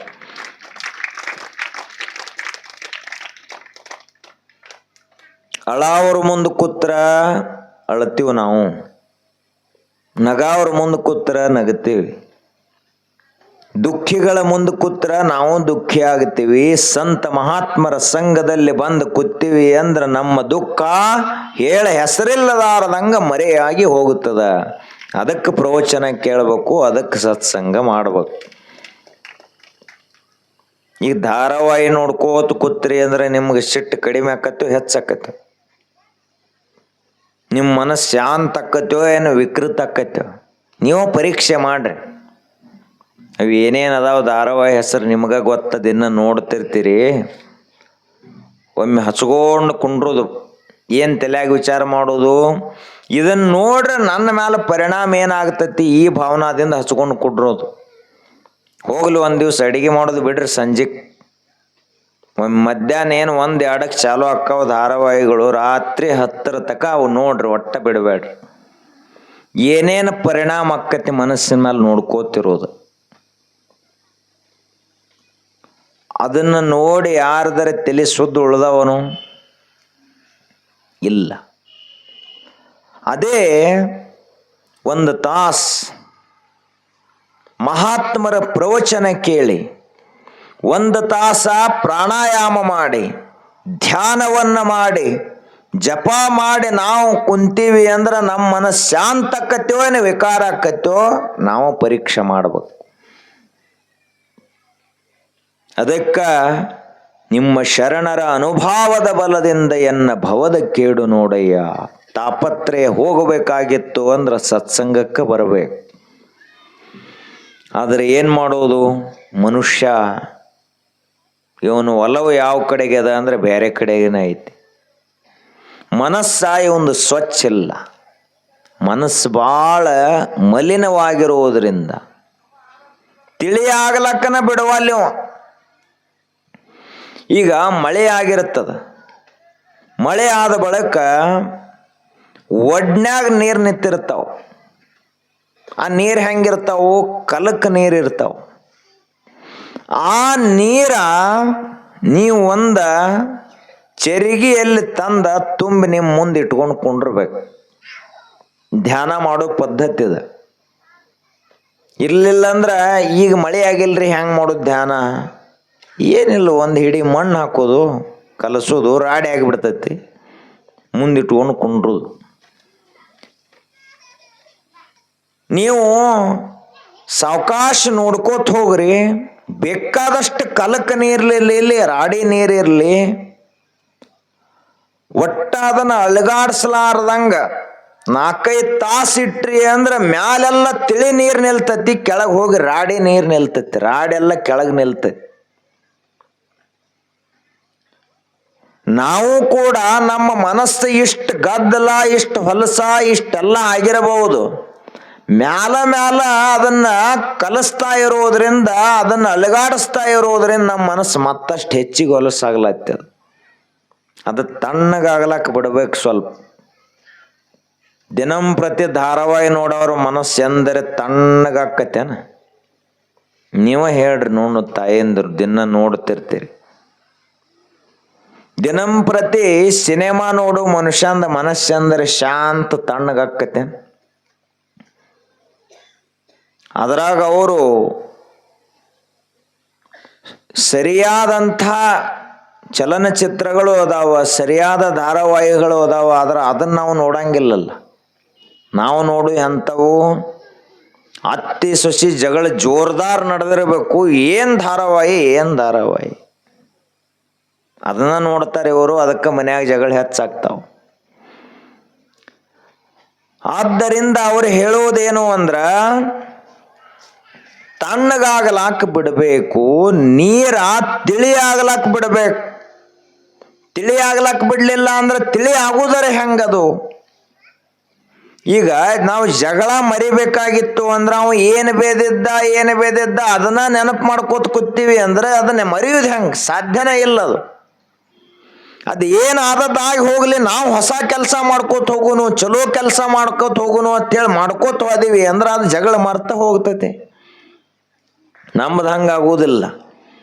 ಈಗ ಸಣ್ಣ ಹುಡುಗರು ಎಲ್ಲರೇ ಬಿದ್ದು ಗಾಯ ಮಾಡ್ಕೊಂಡಿರ್ತಾವ, ಹುಣ್ಣಾಗಿ ಬಿಡ್ತೈತೆ. ಅದು ಅವೇನು ಮಾಡ್ತಾವು ಹುಡುಗರು, ಒಂದು ದಿವಸ ಆಗಿರೋದೆಲ್ಲ ಸಣ್ಣಂಗೆ ಹಕ್ಕಳಿ ಬರ್ಲಕ್ಕೆ ಚಾಲು ಆಗ್ತೈತೆ. ಅದು ಮಾಯಲಕ್ ಚಾಲು ಆಗ್ತದ. ಇವು ಹುಡುಗರು ಏನು ಮಾಡ್ತಾವೆ, ಇದೇನು ಕರ್ರಗೆ ಬರ್ಲತ್ತೈತಿ ಕೆತ್ತಿ ತೆಗಿತಾವೆ ಇವು. ಅದು ಮಾಯು ಬದ್ಲಿಗೆ ಏನಾಗ್ತದ, ಮತ್ತು ಹೊಸ ಗಾಯ ಆಗ್ತದೆ. ಹಂಗ ನಮ್ಮ ಮನಸ್ಸ ಶಾಂತ ಆಗಬೇಕು, ತಣ್ಣಗಾಗಬೇಕು. ನಾವು ಕೆಟ್ಟ ಸಂಗತಿಗಳನ್ನು ಮರಿಬೇಕು ಅಂದ್ರೆ ಮರ್ತ ಬಿಡಬೇಕು, ಹೊಳ್ಳಿ ನೆನಪು ಮಾಡ್ಕೋಬಾರ್ದು. ಅವ ಹೋದ ವರ್ಷ ನನಗೆ ಏನು ಬೇದಿದ್ದ, ಯಾವಾಗ ಹೋಳಿ ಹುಣ್ಣಿಮ್ಯಾಗ ಏನು ಬೇದಿದ್ದ, ಇವು ನೆನಪು ಮಾಡ್ಕೊಂಡ. ಹೊಳ್ಳಿ ಈ ಸಲ ಹೋಳಿ ಹುಣ್ಣಿಮ್ಯಾಗ ಅವಾಗೇನು ಬೇಯಬೇಕು, ಹೆಂಗೆ ಜಗಳ ತೆಗಿಬೇಕು, ಇದನ್ನ ಪ್ಲ್ಯಾನ್ ಆಗ್ತಾ ಇದ್ದಾನೆ. ಮತ್ತು ಇಷ್ಟು ತಲೆಯಾಗಿ ನೆನಪು ಮಾಡ್ಕೊಳ್ಳೋ ಸಂದರ್ಭದೊಳಗೆ ನಿನ್ನ ಮನಸ್ಸು ಹೆಂಗೆ ತಿಳಿ ಆಗ್ತೈತಿ, ಸ್ವಚ್ಛ ಆಗ್ತೈತಿ. ಸ್ವಚ್ಛ ಆಗಲಾರ್ದ ದೇವ್ರ ಹೆಂಗೆ ಕಾಣವ, ಸ್ವಚ್ಛ ಆಗಲಾರ್ದ ಮಹಾತ್ಮರ ಮಾತು ಹೆಂಗೆ ತಿಳಿಯವು. ಈ ಮನಸ್ಸಿನ ದೋಷಗಳು ಹಲವಾರದವ. ಅದರಲ್ಲಿ ಒಂದು ದೋಷ ಯಾವುದು ಅಂದ್ರೆ, ಈ ಪ್ರಪಂಚವನ್ನು ಭಾಳ ಪ್ರೀತಿಸ್ತಾನ ಮನುಷ್ಯ. ಎಷ್ಟಂದ್ರೆ ತನ್ನ ಜೀವದಕ್ಕಿಂತ ಹೆಚ್ಚಿಗೆ ಪ್ರೀತಿಸ್ತಾನ. ಹಿಂಗ ಮಾಡ್ಕೋತ ಹೋದ ಅಂದ್ರೆ ಇವನ ಮನಸ್ಸು ಎಂದೂ ಸ್ವಚ್ಛ ಆಗಂಗಿಲ್ಲ. ಅತಿಯಾದ ಪ್ರೀತಿ ಹಿಂದಕ್ಕೆ ನಡೆದದ್ದಿದು. ಒಂದು ಊರಾಗ ಇಬ್ಬರು ಸತಿಪತಿಗಳು ಹೊಸದಾಗಿ ಲಗ್ನ ಆಯ್ತು. ಲಗ್ನ ಆದ ಬಳಿಕ ಭಾಳ ಪ್ರೀತಿ. ಎಲ್ಲೂ ಹುಡುಗ ಹೊರಗೂ ಹೋಗುವಲ್ಲ, ಹೊಲ್ದಾಗ ಕೆಲಸ ಮಾಡುವಲ್ಲ, ಊರಾಗ ಅಡ್ಡಾಡುವಲ್ಲ, ಮನ್ಯಾಗ ಕಾಯಂ. 5-6 ತಿಂಗಳಾಯ್ತು ಲಗ್ನ ಆಗಿ, ಮನ್ಯಾಗ ಇದ್ದ. ಅವರು ತವರು ಮನೆಯವರು ತಮ್ಮ ಮಗಳನ್ನು ಮನೆಗೆ ಕರೆಸೋಬೇಕು ಅಂತ ಹೇಳಿದ್ರು. ಅವರು ಬಾರುವ ತಂಗಿ, ಮತ್ತು 6 ತಿಂಗಳಾತು ಅದಕ್ಕೆ ಆ ಕಡೆ ಹೋಗ್ಯದಿ ಬಾ ಅಂತ ಕರೆದ್ರು. ಪಾಪ ಹೆಣ್ಮಗಳು ಆಯಿತು ಅಂತ ಅವ್ವ ಅಪ್ಪನ ಮಾತಿಗೆ ಬೆಲೆ ಕೊಟ್ಟು, ಇವಂಗ ಜರ್ ಹೇಳಿದ್ನಿ ಅಂದ್ರೆ ಇವ ಹೋಗಕೂಡುದಿಲ್ಲ ಅಂತ ತಿಳ್ಕೊಂಡು ಹೇಳಾರ್ದ ತವ್ರ ಮನೆಗೆ ಹೋದ್ಲ. ಅದು ಎಲ್ಲಿತ್ತು, ಹೊಳಿ ದಂಡಿಗೆ ತವ್ರ ಮನೆ ಇತ್ತು, ಹೊಳಿ ಈಚೆ ಕಡೆ ಇದು ಗಂಡ ಮನೆ ಇತ್ತು. ಹೋಗಿಬಿಟ್ಲ. ಇವ ಎಲ್ಲೋ ಕೆಲಸದ ನಿಮಿತ್ತ ತುಸು ಹೋಗಿದ್ದ. ಹೋಗಿ ಬಂದು ಸಾಯಂಕಾಲ ಮನ್ಯಾಗ ನೋಡ್ತಾನ, ಮನೆ ಖಾಲಿ. ಮತ್ತು ಖಾಲಿ ಅಂದ್ರೆ ಏನೂ ಆಗಿಲ್ಲ. ತಿಜೋರಿ ಅಲ್ಲೇ ಐತಿ, ರೊಟ್ಟಿ ದುರುಡಿ ಅಲ್ಲೇ ಅದ, ಎಲ್ಲ ಜ್ವಾಳ ಕಾಳ ನೆಟ್ಲ ಎಲ್ಲ ಹೊರಗೆ ದನಗಳು ಎಲ್ಲ ಬರೋಬ್ಬರಿ ಅದಾವ. ಆದರೂ ಇವಾಗ ಮನಿ ಎಲ್ಲ ಖಾಲಿ ಆದಂಗೆ ಅನಿಸ್ಲಕ್ ಚಾಲು ಆತ್. ಯಾಕ, ಇವ ಬಹಳ ಪ್ರೀತಿ ಮಾಡ್ತಾ ಇದ್ದಂತ ಹೆಂಡತಿನ ಮನ್ಯಾಗಿಲ್ಲ. ಏನು ಮಾಡೋದಿನ್ನ. ಅವಾಗ ಮಳೆಗಾಲದ ದಿವಸ, ಮಳೆ ಭಾಳ ಜೋರಾಗಿ ಮಳೆ ಬರ್ತಿತ್ತು. ಇವಂದ ಇನ್ನು ಬದುಕೋದು ಹೆಂಗಂದವ ನೋಡ್ರಿ. ಇದು ಗಾಢವಾದ ಪ್ರೀತಿ, ಅತಿಯಾದ ಪ್ರೀತಿ ಹಿಂಗೆ ಮಾಡ್ಲಕ್ಕ ಹಸ್ತೈತಿ. ಹೆಂಡತಿ ಕಣ್ಣು ಮುಂದೆ ಕಾಣಲಿಲ್ಲ ಅಂದ್ರೆ ಬದುಕೋದರೆ ಯಾಕ ತಂದವ. ಹಂಗಾದ್ರೆ ಮಗ್ಗಲ ಮನೆಯವ್ರಿಗೆ ಕೇಳಿದ, ಮತ್ತು ಕಾಕೂರಿ ನಮ್ಮ ಮನೆಯವ್ರು ಎಲ್ಲಿ ಹೋಗ್ಯಾರು ಅಂತ ಕೇಳಿದವ. ಯಾಕೆ ತಮ್ಮ ನಿನಗೆ ಹೇಳಿ ಹೋಗಿಲ್ಲನು ಅಂತ ಅವ್ರು ಅಂದರು. ನನಗೆ ಹೇಳ್ರಿ ಕಳ್ಸಂಗಿಲ್ಲ ಅಂತ ಹೇಳಾರ್ದ ಹೋಗ್ಯಾರ, ಎಲ್ಲಿ ಹೋಗ್ಯಾರ ಹೇಳ್ರಿ ಅತ್ತವ. ಅವ್ರಂದ್ರು, ಎಲ್ಲಿ ಹೋಗ್ತಾರತಮ್ಮ ಹೆಣ್ಮಕ್ಳು, ಎರಡನೇ ಪ್ರಶ್ನೆನ ಇಲ್ಲ. ಏನ್ರಿ ಸಿಟ್ಟಿಗೆ ಬಂದ್ರೆ ನೇರವಾಗಿ ತವ್ರ ಮನೆಗೆ ಹೋಗಿಬಿಡ್ತಾರೆ. ಬೇರೆ ಜಾಗಲಕ್ಕೆ ಹೋಗ್ಲಿಕ್ಕೆ ಅವಕಾಶನೇ ಇಲ್ಲ. ಈ ಗಣಮಕ್ಕಳು ಕಳ್ಕೊಂಡ್ರಂದ್ರೆ ಮತ್ತೆ ಬೇರೆ ಬೇರೆ ಕಡೆ ಹುಡುಕಾಡ್ಬೇಕಾಗತ್ತೆ. ನೀವು ಕಳ್ಕೊಂಡ್ರಂದ್ರೆ ಏನೂ ಇಲ್ಲ, ತವ್ರ ಮನೆಗೇನ ನೇರವಾಗಿ. ಅವಾಗ ತವ್ರ ಮನೆಗೆ ಹೋಗ್ಯಾಳ ಅಂದ ಕೂಡಲೇ ಇವನಿಗೆ ದಿಗಿಲ್ ಬಡ್ದಂಗಾದ. ರಾತ್ರಿ 8-9 ಗಂಟೆ ಸಮಯ.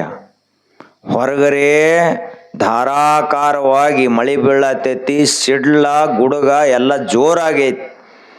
ಹೊಳೆಯರೆ ತುಂಬಿ ಹರಿಲತ್ತೈತಿ. ಅದೇನು ಎಂಥ ಹೊಳೆಪ್ಪ, ಸಾವಕಾಶ ಹರಿತೈತಿ ಹಿಂಗಲ್ಲ, ಪ್ರವಾಹ. ಅದರಾಗ ಕಣಕಿ ಬಣವೆನೂ ತೇಲ್ಕೊಂಡು ಬರ್ಲಾತ್ತೈತಿ, ಕಬ್ಬಿನ ರವದಿ ತೇಲ್ಕೊಂಡು ಬರ್ಲಾತ್ತೈತಿ. ಅಶಕ್ತಿದ್ದ ನಾಯಿಗಳು ಅದ್ರಾಗ ತೇಲ್ಕೊಂಡು ಬರ್ಲಾತ್ಯಾವು. ಕಂಟಿ ಅದು ಇದು ಹೊಲಸ ತಿಪ್ಪಿ ಎಲ್ಲ ನದ್ಯಾಗ. ಇಲ್ಲಿ ನೀವು ಗೋಗಾಡ್ದಾಗ ಅದೀರಿ, ಹೊಳಿ ಪಳ್ಳಿ ನೋಡಿರಂಗಿಲ್ಲ. ತುಸು ರೊಕ್ಕ ಖರ್ಚು ಮಾಡಿ ಮಳೆಗಾಲ ಮುಂಗಾರು ಮಳೆ ಆಗ್ತೈತ್ಲ, ಅವಾಗ ಹೋಗಿ ಹೊಳಿ ನೋಡ್ಬೇಕು. ಅದೇನು ಹೊಳಿ ನೀರು ಕುಡ್ದಾವ ಪಾವನ ಆಗಬೇಕು ಒಟ್ಟು ಹೊಲಸು. ಎಲ್ಲ ತಿಪ್ಪಿ ಗಟಾರ ಎಲ್ಲ ಎಲ್ಲಿರ್ತಾವಂದ್ರೆ ಹೊಳ್ಯಾಗ ಎಲ್ಲ ತೇಲ್ಕೋತ ಬರ್ತಿರ್ತಾವ. ಅವಾಗ ಇವಂಗ ಅದೇನೋ ಇಲ್ಲ, ತಲೆಯಾಗ ಏನೈತಿ ಇವನಿಗೆ, ಬರೀ ಹೆಂಡತಿ ಒಂದ, ಮತ್ತೇನು ತಲೆಯಾಗಿಲ್ಲ. ಅಷ್ಟು ದೊಡ್ಡ ಹೊಳಿ ಇತ್ತು, ಎಲ್ಲ ಪ್ರವಾಹನೇ ಬಂದಿತ್ತು. ಹೊಳ್ಯಾಗ ಜಿಗದ. ಏನಂತೇಳಿ ಜಿಗದ? ಪತ್ನಿ ನಮಃ, ಹೆಂಡತಿಯೇ ನಿನಗೆ ನಮಸ್ಕಾರ ಅಂದ ಜಿಗದ. ಓಂ ನಮ ಶಿವಾಯ ಅಂತ ಜಿಗದಿದ್ದ ಅಂದ್ರೆ ಮುಕ್ತಿ ಆಗ್ತಿತ್ತು. ಹೆಂಡತಿಗೆ ಜಯಕಾರ ಆಗಲ್ಲ ಜಿಗತ್. ಎದರಾಗ ಜಿಗದಾನ? ಬಾಯಾಗಲ್ಲ, ಕೆರೆಯಾಗಲ್ಲ, ಅದು ರೌದ್ರ ರೂಪದಿಂದ ಹರಿಯುವಂತ ಪ್ರವಾಹ. ಬರೇ ನೋಡ್ರನ ಮನುಷ್ಯನ ಮನಸ್ಸ ನಡಗಬೇಕು, ಎದಿ ತಣ್ಣಗಾಗಬೇಕು. ಅಂಥ ಹೊಳೆ ಅದು. ಕೃಷ್ಣಾ ನದಿ ಏನು ಸಾಮಾನ್ಯ ಏನು? ಅದರಾಗ ಇಲ್ಲಿದ ಹಿಂಗಂದ್ರೆ ಉತ್ತರ ಭಾರತದೊಳಗೆ ಅವು ಗಂಗಾ ನದಿ ಅದು ಹರಿತಾವು. 10 ಕಿಲೋಮೀಟರ್ ಅಗಲ ಹರಿತಾವು. ಬರೇ ಉದ್ದ ಬೇರೆ, ಸಾವಿರಾರು ಕಿಲೋಮೀಟರ್. ಅಗಲ ಎಷ್ಟು ಅದಾವಂದ್ರೆ ಅವು ನದಿಗಳು 10 ಕಿಲೋಮೀಟರ್ 15 ಕಿಲೋಮೀಟರ್ ಅಗಲ ಹರಿತಾವ. ಒಂದು ಬಳಕೆ ದಂಡಿ ಕಾಣತೈತಿ, ಹಂಗ ಸಮುದ್ರ ಇದ್ದಂಗ. ಅವಾಗ ಜಿಗದಪ್ಪ. ಜಿಗದ. ರಾತ್ರಿ 1 ಗಂಟೆ ಆಗಿತ್ತು. ಟಕ್ ಟಕ್ ಬಾಗಲ ಬಡದೇವು. ಎಲ್ಲಿ? ಮನೆ ದೇವರಿಗೆ ಹೋಗಿ ಅವನ ಹೆಂಡತಿ ಬಾಗಲ ಬಡದ. ಅವರು ಗಾಬರಿಯಾಗ ಯಾರು ಬಾಗಲ ಬಿಡ್ಲತ್ತರಿ, 1 ಗಂಟೆ ಕತ್ ಬಾಗಲ ತೆಗೆದು ನೋಡ್ತಾರ, ಭೂಪ ಮುಂದೆ ನಿಂತ ಬಿಟ್ಟ. ಗಾಬರಿ ಆತವರಿಗೆ. ಕಿಡಿಕ್ಯಾಗ ನೋಡಿದ್ರ ಇಷ್ಟು ದಪ್ಪದಾದಂತ ಹೆಬ್ಬಾವು ಜೋತು ಬಿದ್ದತಿ ಕಿಡಿಕ್ಯಾಗ. ಆ ಬಳಿಕ ಕೆಳಗೆ ನೋಡಿದ್ರ ಅಲ್ಲಿ ಒಂದು ಮೊಸಳೆ. ಅದಕ್ಕಿಂತ ಕೆಳಗೆ ನೋಡಿದ್ರ ರೌದ್ರ ರೂಪದಿಂದ ತುಂಬಿ ಹರಿಯುವ ಪ್ರವಾಹ. ಇದನ್ನೇನು ಲಕ್ಷ್ಯ ಮಾಡಲಾರ್ದೆ ಕೇಳಿದ್ಲಕ್ ಗಾಬರಿಯಾಗಿ. ಮೈಯೆಲ್ಲ ಕಂಟಿ ಅದು ಎಲ್ಲ ತರದಿದ್ದು, ರಕ್ತ ಬರ್ತಿತ್ತು, ರಾಡಿ ಆಗಿತ್ತು, ಅರಿವು ಹರಿದಿದ್ದು. ಕೇಳಿದ್ಲಿ ಹೆಂಡತಿ, ಏನ್ರಿ ಅವತಾರ ಆತಿ ಕೇಳಿದ್ಲಕ್. ಲಗ್ನಾಗ ಅವತಾರ ಹೆಂಗಿತ್ತು, ಇದ್ಯಾವ ಅವತಾರ ತಂದ್ಲಕ್. ಅವಾಗ ಅವಂದ, ಏನಿಲ್ಲ, ನೀನ ಎಲ್ಲ ಅನುಕೂಲ ಮಾಡಿದಲ್ಲ, ಹೇಳೇ ಬಿಟ್ಟದೆ ಅಂತ ನಾ ತಿಳ್ಕೊಂಡಿದ್ನಿ. ನಾ ಬರ್ತನತ್ ಗೊತ್ತಾಗಿ ನೀನು ಒಂದು ನಾವು ಕಳಿಸಿದ್ದಿ, ಅದು ನಾವು ಇರ್ಲಿಲ್ಲ, ಮೊಸಳೆ ಡುಬ್ಬದ ಮೇಲೆ ಹತ್ತಿ ಕೂತ್ ಬಂದಾನೆ. ಆ ಬಳಿಕ ನಾ ಬರ್ತನತ್ ಗೊತ್ತಾಗಿ ನೀನು ಹಗ್ಗ ಇಳಿ ಬಿಟ್ಟಿದ್ದು ಕಿಡಿಕಿ ಅಂದ ಹಾಸಿ ನೋಡ್ತಾನ ಹಾವು. ಅವಾಗ ಆ ಹೆಣ್ಮಗಳಂದ್ಲು, ಅಲ್ರಿ ಎಷ್ಟು ಹುಚ್ಚದಿರಿ, ಈ ಶರೀರದ ಮೇಲಿನ ಪ್ರೀತಿಗಾಗಿ ಮೋಹಕ್ಕಾಗಿ ಇಷ್ಟೆಲ್ಲವನ್ನ ಲಕ್ಷ್ಯಕ್ಕೆ ತಗೊಳ್ಳಾರ್ದನ ನೀವು ಬಂದರಿ ಅಂದ ಬಳಕ ಇದೇ ಪ್ರೇಮವನ್ನ ನೀವು ಒಂದು ವೇಳೆ ಪರಮಾತ್ಮನ ಮೇಲೆ ಇಟ್ಟಿದ್ರ ಮುಕ್ತರಾಗಿ ಹೋಗ್ತಿದ್ದಿರಲ್ಲ ಅಂತ ಒಂದು ಮಾತಂದ್ಲು. ಕೆಡುವ ಶರೀರದ ಮೇಲಿಟ್ಟ ಪ್ರೇಮವನ್ನು ದೇವರ ಮೇಲೆ ಇಟ್ಟಿದ್ರೆ ಮುಕ್ತರಾಗಿ ಹೋಗುತ್ತಿದ್ರಿ, ದೇವರಾಗುತ್ತಿದ್ರಿ ಅಂತ ಹೇಳಿದ್ಲು. ಇಷ್ಟೇನಿದು ಗಾಡಿ ತಯಾರಾಗಿ ಹೋಗಿತ್ತಿದು. ಈ ಮಾತೇನ ಹೆಣ್ಮಗಳಿಂದ ಬಂತು, ಕರೆಂಟ್ ಶಾಕ್ ಹೊಡೆದಂಗಾತೀವನಿ, ಮಿನ್ಸ್ ಹೊಡೆದಂಗಾಯ್ತು. ಅದೇ ಕ್ಷಣಕ್ಕ ಅವಗನಿಷ್ಟು, ನಾ ಏನ್ ಮಾಡ್ತಾ ಇದ್ದೀನಿ, ಎದಕ್ಕಾಗಿದೆಲ್ಲ ಅಂತ ವಿಚಾರ ಮಾಡಿ ಅದೇ ಕ್ಷಣಕ್ಕೆ ಮನಸ್ಸು ಸಂಪೂರ್ಣವಾಗಿ ಪರಿವರ್ತನೆ ಆಯಿತು. ಅಲ್ಲೇ ಏನು ಬಾಗಲ್ದಾಗ ನಿಂತಿದ್ದಲ್ಲ, ಅಲ್ಲಿಂದಲೇ ನೀನೇ ನನ್ನ ಗುರು ಅಂತ ಹೆಂಡತಿಗೆ ಸಾಷ್ಟಾಂಗ ನಮಸ್ಕಾರ ಹಾಕಿದ. ಯಾಕೆ? ನೀನು ನನ್ನ ಅರಿವಿನ ಕಣ್ಣ ಜ್ಞಾನದ ನೇತ್ರವನ್ನು ತೆಗೆಸಿದಂಥ ಗುರು. ಆ ಹೆಂಡತಿ ಹೆಸರು ತುಳಸಿ. ಆವಾಗಲೇ ಅವ ತುಳಸಿ ದಾಸನಾದ. ಅಂದ್ರೆ ಏನಪ್ಪ, ಹೆಂಡತಿಯ ಮಾತಿನಿಂದ ಸಂಪೂರ್ಣವಾಗಿ ಪರಿವರ್ತನೆಯಾಗಿ ಇನ್ನು ಮುಂದೆ ನೀ ನನ್ನ ಹೆಂಡತಿಯಲ್ಲ, ನನ್ನ ಗುರು. ಇನ್ನು ಮುಂದೆ ನಾನು ನಿನ್ನ ಕಡೆ ಏನು ಬರಂಗಿಲ್ಲ, ನನ್ನ ಮನೆಗೆ ಹೋಗಂಗಿಲ್ಲ. ನೇರವಾಗಿ ನಾನು ಎಲ್ಲಿ ಹೋಗ್ತೇನೆ ಅಂದ್ರೆ ಕಾಡಿಗೆ ಹೋಗ್ತೇನೆ. ರಾಮನಾಮದ ಜಪವನ್ನು ಮಾಡಿ ರಾಮನೊಳಗ ಒಂದಾಗಿ ಹೋಗ್ತೇನೆ ಅಂತ ಅಂದಿನಿಂದ 12 ವರ್ಷ ತಪಶ್ಚರ್ಯ ಮಾಡಿ ತುಳಸಿದಾಸನಾದ. ಹನುಮಾನ್ ಚಾಲಿಸ ಬರೆದವರು ಯಾರು ಅಂದ್ರೆ ತುಳಸಿದಾಸರು. ರಾಮಚರಿತ ಮಾನಸವನ್ನು ಬರೆದವರು ಯಾರು ಅಂದ್ರೆ ತುಳಸಿದಾಸರು. ಇವತ್ತಿಡೀ ಉತ್ತರ ಹಿಂದೂಸ್ತಾನದಲ್ಲಿ, ಉತ್ತರ ಭಾರತದಲ್ಲಿ ಪ್ರತಿ ಮನೆಗಳಲ್ಲಿ ಇಟ್ಟು ಓದುವಂತಹ ಗ್ರಂಥ ಯಾವುದು ಅಂದ್ರೆ ತುಳಸಿ ರಾಮಾಯಣ. ಬರೆದವರು ಯಾರು? ತುಳಸಿದಾಸ. ಹೆಂಗ ಹೋಗಿದ್ದೇವ?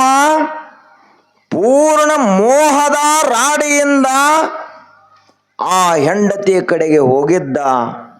ಆದ್ರೆ ಅದೇ ಕ್ಷಣಕ್ಕೆ ಅವನಲ್ಲಿ ಅಪಾರ ಪರಿವರ್ತನೆಯಾಗಿ ಹಿಂದೆ ಸರದ. ಮೋಹ ಅಂದ್ರೆ ಅಷ್ಟು ಕೆಟ್ಟದು, ಸುಲಭ ಅಲ್ಲ. ಮೋಹ ಅಂದ್ರೆ ರಾಡಿ ಅಂತ ಕರೀತಾರೆ ಅದಕ್ಕೆ. ಅತಿಯಾದ ಪ್ರೀತಿ, ಇದು ವ್ಯಕ್ತಿ ಮೇಲಿನ ಮೋಹ ಆಯ್ತು. ಇನ್ನು ವಸ್ತುಗಳ ಮ್ಯಾಲ, ರೊಕ್ಕದ ಮ್ಯಾಲ, ತುಸು ಮಂದಿಗೆ ಬಂಗಾರದ ಮ್ಯಾಲ, ರೊಕ್ಕದ ಮ್ಯಾಲ, ಅಧಿಕಾರದ ಮ್ಯಾಲ, ಕೀರ್ತಿ ಮ್ಯಾಲ ಮೋಹ ಇರ್ತೈತಿ, ಪ್ರೀತಿ ಭಾಳ. ಒಬ್ಬ ಅಜ್ಜ, ಅವನಿಗೆ ಸಣ್ಣ ವಯಸ್ಸಿನಿಂದ ಒಂದು ಕನಸಿತ್ತು. ಏನು ಕನಸಪ್ಪ? ನಾ ದೊಡ್ಡ ಶ್ರೀಮಂತ ಆಗಬೇಕು, ನನ್ನ ಹತ್ತಿರ ಸಾಕಷ್ಟು ಬೆಳ್ಳಿ ಬಂಗಾರ ಮುತ್ತು ರತ್ನಗಳಿರಬೇಕು, ನನ್ನಷ್ಟು ಸಾಹುಕಾರ ಯಾರು ಇರಬಾರ್ದು ಅಂತ ನಾವು ಕನಸು. ಆಯ್ತು, ಸಣ್ಣ ವಯಸ್ಸಿನಲ್ಲಿದ್ದಾಗಿನಿಂದ ಹಿಡ್ಕೊಂಡು ರೊಕ್ಕ ಗೊಳೆ ಮಾಡ್ಕೋತ ಬಂದ. ವಯಸ್ಸ 85 ಆಯಿತು. ವಯಸ್ಸು 85 ಅಂದ ಬಳಿಕ ಮರಿಮಕ್ಕಳಾಗಿರ್ತಾವ. ಆ ಬಳಿಕ ಒಂದು 4 ಮಂದಿ ಮಕ್ಕಳು, ಅವ್ರಿಗೆ ಮತ್ತೆ 4 ಮಂದಿ ಮೊಮ್ಮಕ್ಕಳು, ಮತ್ತು ಅವರಿಗೆ ಹಿಂಗೆಲ್ಲ ಮನೆ ತುಂಬ ಇವನು ಬಳಗ ಬೆಳೆದಿತ್ತು. ಅಲ್ಲಿಂದ ಇವನಿಗೂ ಕೈಯ ನಡಗ್ಲಕ್ಕೆ ಚಾಲು ಆಗಿತ್ತು, ದೃಷ್ಟಿ ಮಂದಾಗಿತ್ತು, ಕಿವಿ ಕೇಳಿಸ್ಲಾರ್ದಂಗಾಗಿತ್ತು. ಆವಾಗ ಇವಂಗೊಂದು ಚಟ ಇತ್ತು, ಒಟ್ಟು ರೊಕ್ಕ ಎಣಿಸೋದು, ಆನಂದ ಪಡೋದು, ಬಳಸಂಗಿಲ್ಲ. ಭಾಳ ಮಂದಿ ಲೋಭಿಗಳ ಜೀವನ ಹೆಂಗಂದ್ರೆ ಬರೇ ರೊಕ್ಕ ಎಣಿಸಿ ಬ್ಯಾಂಕ್ನಾಗ ಇಡ್ತಾರೆ, ಬಳಸಂಗೇ ಇಲ್ಲ. ಅವರು ಓದಿಡುದ ಮಾಡ್ತಾರೆ, ತಕ್ಕೊಂಡು ಬರಂಗಿಲ್ಲ, ಬಳಸಂಗಿಲ್ಲ. ಅವಾಗ ಒಂದು ದಿನ ಅದನ್ನು ಯಾರಿಗೂ ಹೇಳೇ ಇದ್ದಿದ್ದಿಲ್ಲ ಇವ. ಒಂದಿನ ರಾತ್ರಿ 12 ಗಂಟೆ ಆಯ್ತು, ಎಚ್ಚರಾತು ಮುತ್ಯಾಗ. ವಯಸ್ಸೆಷ್ಟ? 85. ಎಚ್ಚರಾತು. ಆದ ಕೂಡಲೇ ನೆನಪಾತ ಅವಾಗ. ಏನು ನೆನಪಾತು? ರೊಕ್ಕದ ನೆನಪಾತು. ನೋಡ್ರಿ, ಮಹಾತ್ಮರಿಗೆ ರಾತ್ರಿ ದೇವ್ರ ನೆನಪಾದ್ರೆ ನಮಗೆ ರೊಕ್ಕ ನೆನಪಾಕೈತಿ, ಕೆಲವೊಬ್ಬರಿಗೆ ಹೊಲ ನೆನಪಾಕೈತಿ, ಕೆಲವೊಬ್ಬರಿಗೆ ಮಕ್ಕಳು ನೆನಪಾಕ್ಕಾವು, ಕೆಲವೊಬ್ಬರಿಗೆ ಮತ್ತೆ ಬೇರೆ ಬೇರೆ ದಾರುದ ಬಾಟ್ಲಿ ನೆನಪಾಗು ಮಂದಿ ಐತಿ. ರಾತ್ರಿ 2 ಗಂಟೆಗೆ ದಾರುದ ಬಾಟ್ಲಿ ನೆನಪಾಗಿ ಅವಾಗ ಹೋಗಿ ಅವ ದಾರುದ ಅಂಗಡಿ ಮಾಲಕ್ಕೆ ಬಾಗಲ ಬಿಡಿತಾರೆ ಅವರು ಕುಡುಕರು. ಏನು ನಿಶೆ ಹೇಳದೈತಿ, ಬಾಗಲ ತೆಗಿ. ಯಾರ್ಯಾರಿಗೆ ಏನು ನೆನಪಕ್ಕತ್ತೆ ಏನು ಹೇಳೋದು? ಯಾರ ಮನಸ್ಸು ಹೆಂಗೈತ್ಲ ಹಂಗೆ ನೆನಪಾಗ್ತದ. ಅವರವರ ಮನ ಒಲಿದುದೇ ಬ್ರಹ್ಮ, ಸುವಿವೇಕಿಗಳಿಗೆ ಆತ್ಮ ತತ್ವವೇ ಬ್ರಹ್ಮ. ನಮ್ಮ ಮನಸ್ಸಿನ ಅಭಿರುಚಿ ಹೆಂಗೈತ್ಲ ಅವರವ್ರಿಗೆ ಅದೇ ಬ್ರಹ್ಮ ಆಗ್ತದ. ಬಲಿದ ಲೌಕಿಕರಿಗೆ ಸತಿಪುತ್ರಾದಿಗಳೇ ಬ್ರಹ್ಮ, ಬಹಳ ಗಾಢವಾಗಿ ಮನೆಯನ್ನು ಪ್ರೀತಿಸುವ ಮನುಷ್ಯನಿಗೆ ಹೆಂಡತಿ ಮಕ್ಕಳು ಗಂಡ ಇದನ್ನು ನೋಡಿದ್ರು ಅಂದ್ರೆ ದೇವರನ್ನು ಕಂಡಷ್ಟು ಅವರಿಗೆ ಸಂತೋಷ ಆಗ್ತದೆ. ಯಾಕ ಅವರ ಮನಸ್ಸಿಗೆ ಹಿಡಿಸುವಂಥ ವಿಷಯ ಯಾವುದು ಅಂದ್ರೆ ಇದ ಐತಿ, ಬೇರೆ ಇಲ್ಲ. ಆದ್ರೆ ಮಹಾತ್ಮರಿಗೆ ಯಾವುದು ದೇವರಪ್ಪ? ಆತ್ಮತತ್ವವೇ ಬ್ರಹ್ಮ, ಎಂದೂ ನಾಶವಾಗಲಾರದೆ ಸದಾ ಕಾಲ ಬೆಳಗುವಂಥ ಆತ್ಮತತ್ವವೇ ಬ್ರಹ್ಮ, ಅದೇ ಅವರಿಗೆ ದೇವರ. ಮುತ್ಯಾಗ ರಾತ್ರಿ 12 ಗಂಟೆಗೆ ನೆನಪಾತು, ಗಂಟ ನೆನಪಾತು. ಆದ ಕೂಡಲೇ ಅದು ಎಲ್ಲಿಟ್ಟಿದ್ದೀವ ಅಂದ್ರೆ ಬ್ಯಾಂಕ್ನಾಗ ಇಟ್ಟಿದ್ದಿಲ್ಲ. ಹಿಂದಿನ ಕಾಲಕ್ಕೆ ಬ್ಯಾಂಕ್ ಇರಲಿಲ್ಲ. ಎಲ್ಲಿಟ್ಟಿದ್ದೀವ? ಕಟ್ಟಡ ಕಟ್ಟಿಸು ಮುಂದನ, ಮನಿ ಕಟ್ಟಿಸು ಮುಂದನ ನೆಲಮಾಳಿಗೆ ಅಂತ ಒಂದು ಕಟ್ಟಿಸಿದ್ದ. ಈ ಬ್ರಿಟಿಷರ ಕಾಲಕ್ಕೆ ಹಗೆ ಅಂತಿದ್ದು. ಈ ಬ್ರಿಟಿಷರು ಬಂದು ಎಲ್ಲ ಜ್ವಾಳ ಕಾಳ ತಗೊಂಡು ಹೋಗೋರು ಇವರು. ಅದಕ್ಕೆ ಅದರಿಂದ ಉಳಿಸ್ಕೋಬೇಕು ನಮ್ಮ ಜ್ವಾಳ ಕಾಳ ಅಂತ ತಿಳ್ಕೊಂಡು ಹಿಂದಿನ ಹಿರಿಯರು ಮ್ಯಾಲ ಬರೇ ಅರ್ಧ ಚೀಲ ಜ್ವಾಳ ಇಡುವುದು, ಹಗೆದೊಳಗೆ ಕೆಳಗೆ ನೆಲಮಾಳಿಗೆಯಲ್ಲಿ 106 ಚೀಲ ಸುರಿದು ಬಿಡ್ತಿದ್ರು. ಹಂಗ ಈ ಮುತ್ಯಾಂದು ಒಂದು ಯಾರಿಗೂ ಗೊತ್ತಿರ್ಲಾರ್ದಂಗ ತಾ ಇರುವ ಮನೆಯ ಕೆಳಗನ ಒಂದು ನೆಲಮಾಳಿಗೆ ಇತ್ತು. ಅಲ್ಲಿ ಡೆಬ್ಬ್ಯಾಗ ತುಂಬಿ ಬಂಗಾರದ ನಾಣ್ಯಗಳು, ಬೆಳ್ಳಿಯ ನಾಣ್ಯಗಳು, ತಾಮ್ರದ ನಾಣ್ಯಗಳು, ಮುತ್ತು ರತ್ನ ಎಲ್ಲ ಬೇರೆ ಬೇರೆ ಬೇರೆ ಮಾಡಿ ಇಟ್ಟಿದ್ದ. ಪ್ರತಿ ವರ್ಷ ಗೋಳೆ ಮಾಡೋದು, ಅದನ್ನು ಬಂಗಾರದ ರೊಕ್ಕ ಮಾಡಿಸೋದು, ಓದ ಕೆಳಗೆ ನೆಲಮಾಳಿಗೆಯಲ್ಲಿ ಇಟ್ಟು ಬಿಡೋದು. ಹಿಂಗ ಮಾಡಿದ್ದ. ಅಲ್ಲಿ ಇದೆಲ್ಲ ಕತ್ಲಿ, ಒಂದು ಕಿಟಕಿ ಇಟ್ಟಿರಲಿಲ್ಲ. ಹೋಗುವುದು ಸಣ್ಣ ಬಾಗಿಲು ಏನಿತ್ತು ಅದನ್ನು ಬಿಟ್ಟು ಬೇರೆ ಏನೂ ಇರಲಿಲ್ಲ. ಅವಾಗ ಅಲ್ಲಿ ಬೆಳಕಿಗೆ ಅಂತ ತಿಳ್ಕೊಂಡು ಒಂದು ಸಣ್ಣ ಮ್ಯಾಣದ ಬತ್ತಿ ಇಟ್ಟಿದ್ದ, ಒಂದು ಕಡ್ಡಿ ಪಿಟಿಗೆ ಇಟ್ಟಿದ್ದ. ರಾತ್ರಿ 12 ಗಂಟೆಗೆ ಹೋಗಿ ಕಡ್ಡಿ ಕೊರೆದು ಒಂದು ಮ್ಯಾಣಬತ್ತಿ ತಗೊಂಡು ಹೋದ. ಯಾರು? ಮುತ್ಯ. ವಯಸ್ಸು ಎಷ್ಟಾಗ್ಯಾವ? 85. ಹೋದ, ಎಣಸ್ಲಾಕ್ ಚಾಲು ಮಾಡಿದ. ಕೆಲವೊಂದು ಮಂದಿಗೆ ಬರೇ ಎಣಸೋದ್ರಾಗ ಆನಂದ. ಭಾಳ ಮಂದಿ ಏನು ಮಾಡ್ತಾರೆ, ಬರೇ ರೊಕ್ಕ ಎಣಸೋದು, ಒಂದು ನೋಟ್ ಖರ್ಚು ಮಾಡಂಗಿಲ್ಲ. ಬರೇ ಎಣಸೋದು, ಉಗುಳು ಹಚ್ಚೋದು ಎಣಸೋದು. ನಿಮಗೆ ಒಂದು ಗೊತ್ತಿರಲಿ, ಜಗತ್ನಾಗ ಅತಿ ಹೊಲಸು ಈಗಿನ ಕಾಲದಾಗ ಏನಂದ್ರೆ ಒಂದು ಮೊಬೈಲ, 2ನೇದು ರೊಕ್ಕ. ಇವು ಮುಟ್ರಿ ಅಂದ್ರೆ ನೀವು ಸೋಪ್ ಹಚ್ಚಿ ಕೈ ತಕ್ಕೋಬೇಕು. ವಿಜ್ಞಾನಿಗಳು ಹೇಳ್ತಾರೆ ಮಾತು, ಟಾಯ್ಲೆಟ್ಗೆ ಹೋಗಿ ಬಂದ್ರೆ ಏನೋ ಕೈ ತಕ್ಕೊಳ್ಳಿಲ್ಲ ಅಂದ್ರೆ ನಡಿತೈತಿ, ಮೊಬೈಲ್ ಮುಟ್ರಿ ಅಂದ್ರೆ ಕೈ ತಕ್ಕೋಬೇಕು. ಅಷ್ಟು ಬ್ಯಾಕ್ಟೀರಿಯಾಗಳು ಇದ್ರ ಮ್ಯಾಲೆ ಇರ್ತಾವ. ರೊಕ್ಕ ಅಂದ್ರೆ ಏನದು ಸತ್ತು ಹೆಣದ ಮ್ಯಾಲಿಂದು ನಿಮ್ಮ ಕೈಯಾಗ ಬಂದಿರ್ಬೋದು, ಇಲ್ಲಿಂದ ಬಂದತ್ತೆ ಹೇಳಕ್ ಬರಂಗಿಲ್ಲ. ಯಾರು ಮುಟ್ಟಾರ ಏನು ಮಾಡೋದು ಅದು? ಹಂಗ ಇವಾಗ ಬರೇ ಎಣಸಿ ರೂಢಿ ಆಗಿತ್ತೆ ಹೊರತು ಬಳಸಿದ ರೂಢಿನ ಇರಲಿಲ್ಲ. ಎಣಸ್ಲಕ್ ಚಾಲೋ ಮಾಡಿದ ಮುತ್ಯ. ರಾತ್ರಿ 12 ಗಂಟೆಗೆ ಜಗತ್ತೆಲ್ಲ ಮಲಗಿತ್ತು, ಇವ ಒಬ್ಬ ಎದ್ದಿದ್ದ. ರಾತ್ರಿ 12 ಗಂಟೆಗೆ ಒಬ್ಬ ಮನುಷ್ಯ ಎದ್ದ, ಬುದ್ಧನಾದ್ರ ಇವ ಮನುಷ್ಯ ಎದ್ದ ರೊಕ್ಕ ಎಣಸ್ಲಾತ್ತ. ಅವ ಇರುವಂಥ ರಾಜ್ಯ ಕೋಶಗಳನ್ನೆಲ್ಲ ಬ್ಯಾಡಪ್ಪ, ಇವು ದುಃಖದ ಕಾರಣದಾವ ಅಂತೇಳಿ ಮನೆಯನ್ನು ಬಿಟ್ಟು ಬಂದ್ರ, ರಾಜ್ಯವನ್ನೇ ತೊರೆದು ಬುದ್ಧನಾದ್ರ ಈ ಮನುಷ್ಯ ಮ್ಯಾಲ ಇದ್ದಂಥ ಮನುಷ್ಯ ತೆಳಗೆ ಹೋಗ್ಯಾನ. ನೆಲಮಾಳಿಗೆಗೆ ಹೋಗ್ಯಾನ ರೊಕ್ಕ ಎಣಸು ಸಲುವಾಗಿ. ಅವಾಗ ಎಣಸ್ಲಕ್ ಚಾಲೂ ಮಾಡಿದ ಬಳಿಕ ಅದು ಮ್ಯಾಣಬತ್ತಿ ಸಾಣದಿತ್ತು, ಅರ್ಧ ಕರಗಿತದು. ಅದು ಹೇಳತ್ತಿತ್ತು ಮ್ಯಾಣಬತ್ತಿ. ಏನಂತ ಹೇಳತ್ತಿತ್ತು? ನೀನು ಕರಗಲತ್ತದಿ ಮುತ್ಯ, ನೋಡ್ಕೋತ್ ಮ್ಯಾಣಬತ್ತಿ ಹೇಳತ್ತಿತ್ತದು.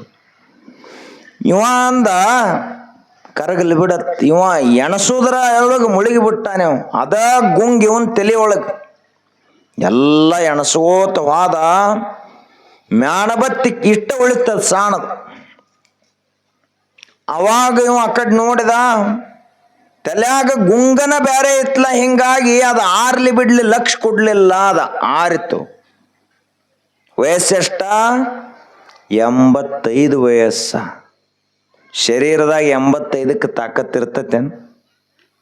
ಏನೂ ಇಲ್ಲ. ಮುತ್ಯಾಗ ಹುಗ್ಗಿ ಉಣಿಸ್ರೂ ಪಚನ ಆಗಂಗಿಲ್ಲ, ಹಾಲು ಕುಡಿಸ್ರ ದಕ್ಕಂಗಿಲ್ಲ, ತುಪ್ಪ ತಿನ್ನಿಸ್ರೆ ಎದಿ ಗಟ್ಟಿ ಆಕೈತಿ. ಏನು ಉಂಡ್ರು ಉಪಯೋಗ ಆಗುದಿಲ್ಲ, ತಾಕತ್ತ ಬರಂಗಿಲ್ಲ, ವಯಸ್ಸು ಅಷ್ಟಾಗಿರ್ತಾವು.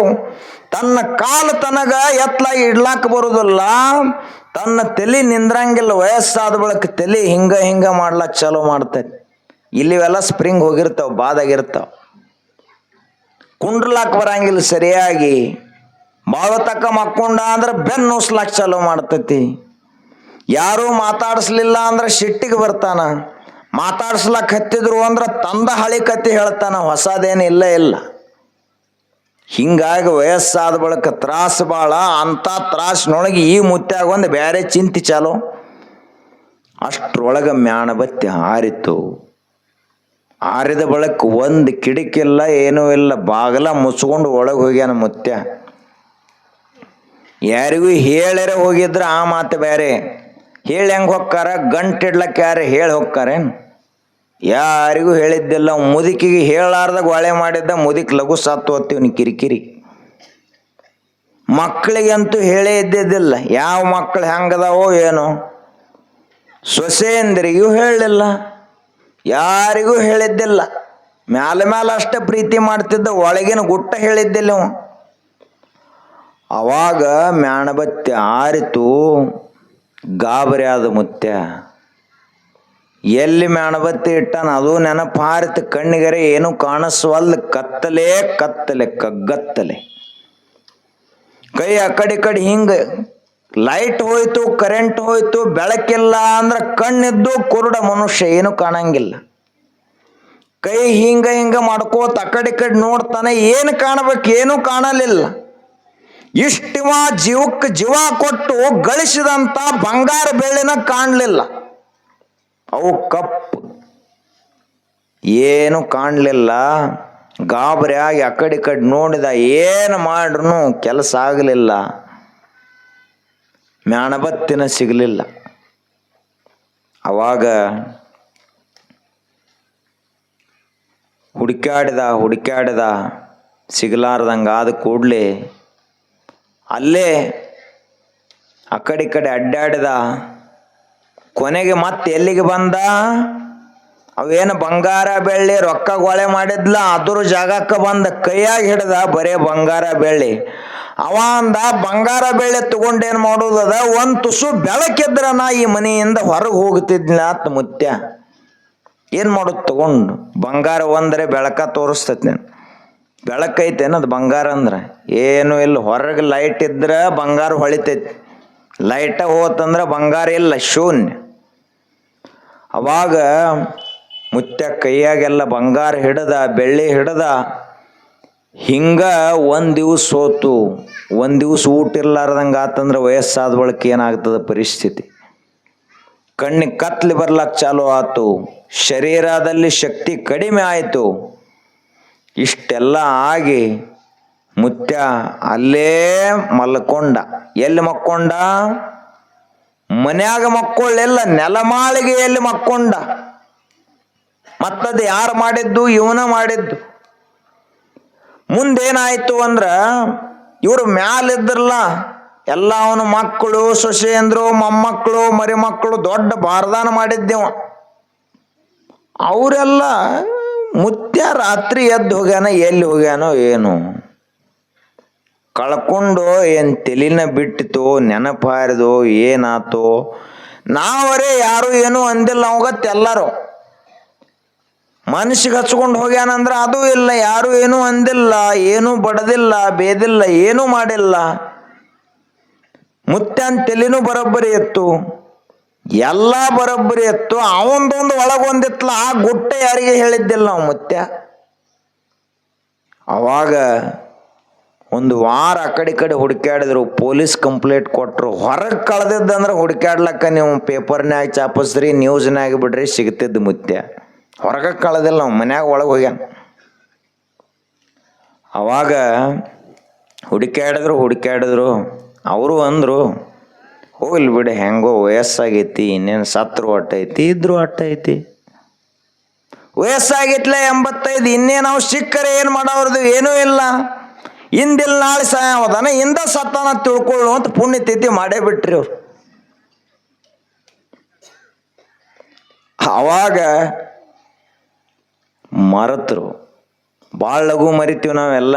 ನಮ್ಮದ ವ್ಯಾಪ್ ಹೆಚ್ಚಾಗಿರ್ತೈತಿ. ಮತ್ತು ಅವಂದೇಲಿ ನೆನಪಿಟ್ಕೊಂಡು ಕುಂಡ್ರುದೇನು. ಹೇಳಾರ್ದ ಬೇರೆ ಹೋಗ್ಯಾನ. ನಾವು ಹೇಳಿ ಹೋಗಿದ್ದಂದ್ರೆ ಆ ಮಾತು ಬೇರೆ. ಹೇಳಾರ್ದ ಹೋಗ್ಯಾನ. ಮರೆತರು.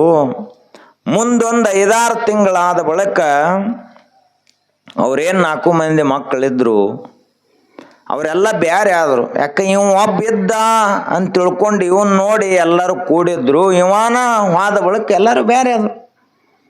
ಅವ್ರಂದ್ರು ಇನ್ನು ಈ ಊರಾಗಿರೋದು ಬರೋಬ್ಬರಿ ಅಲ್ಲ, ಇಲ್ಲಿ ಎಲ್ಲ ಆಸ್ತಿ ಮಾರಿ ಕಿಸಿಂದು ಒಬ್ಬ ಮುಂಬೈಗೆ ಹೋದ, ಒಬ್ಬ ದಿಲ್ಲಿಗೆ ಹೋದ, ಒಬ್ಬ ಬೆಂಗಳೂರಿಗೆ ಹೋದ, ಒಬ್ಬ ಕಲ್ಕತ್ತಾಕ್ಕೆ ಹೋದ, ಎಲ್ಲ ಬಿಟ್ಟು ಹೋಗಿಬಿಟ್ರು. ಮನೇನು ಮಾರಿದ ಬಳಿಕ ಅವ ಮನೆ ತಗೊಂಡವ ಬಂದ, ಹೊಲ ತಗೊಂಡವ, ಮನೆ ತಗೊಂಡವ ಬಂದವ. ಅವ ಅಂದ ಮನೆ ಹಳಿದ ಕಾಣ್ತೈತಿ, ಇದನ್ನ ಕೆಡೆ ಹೊಸ ಮನೆ ಕೊಟ್ಟನೋತ್ತವ. ಹಳಿ ಮನ್ಯಾಗ ಅವ ಯಾಕಿರ್ತಾನ? ಅವ ಎಲ್ಲ JCB ತಗೊಂಡ ಬಂದ 2 ದೊಡ್ಡ ಮನೆ ಎಲ್ಲ ಕೆಡವಿದ.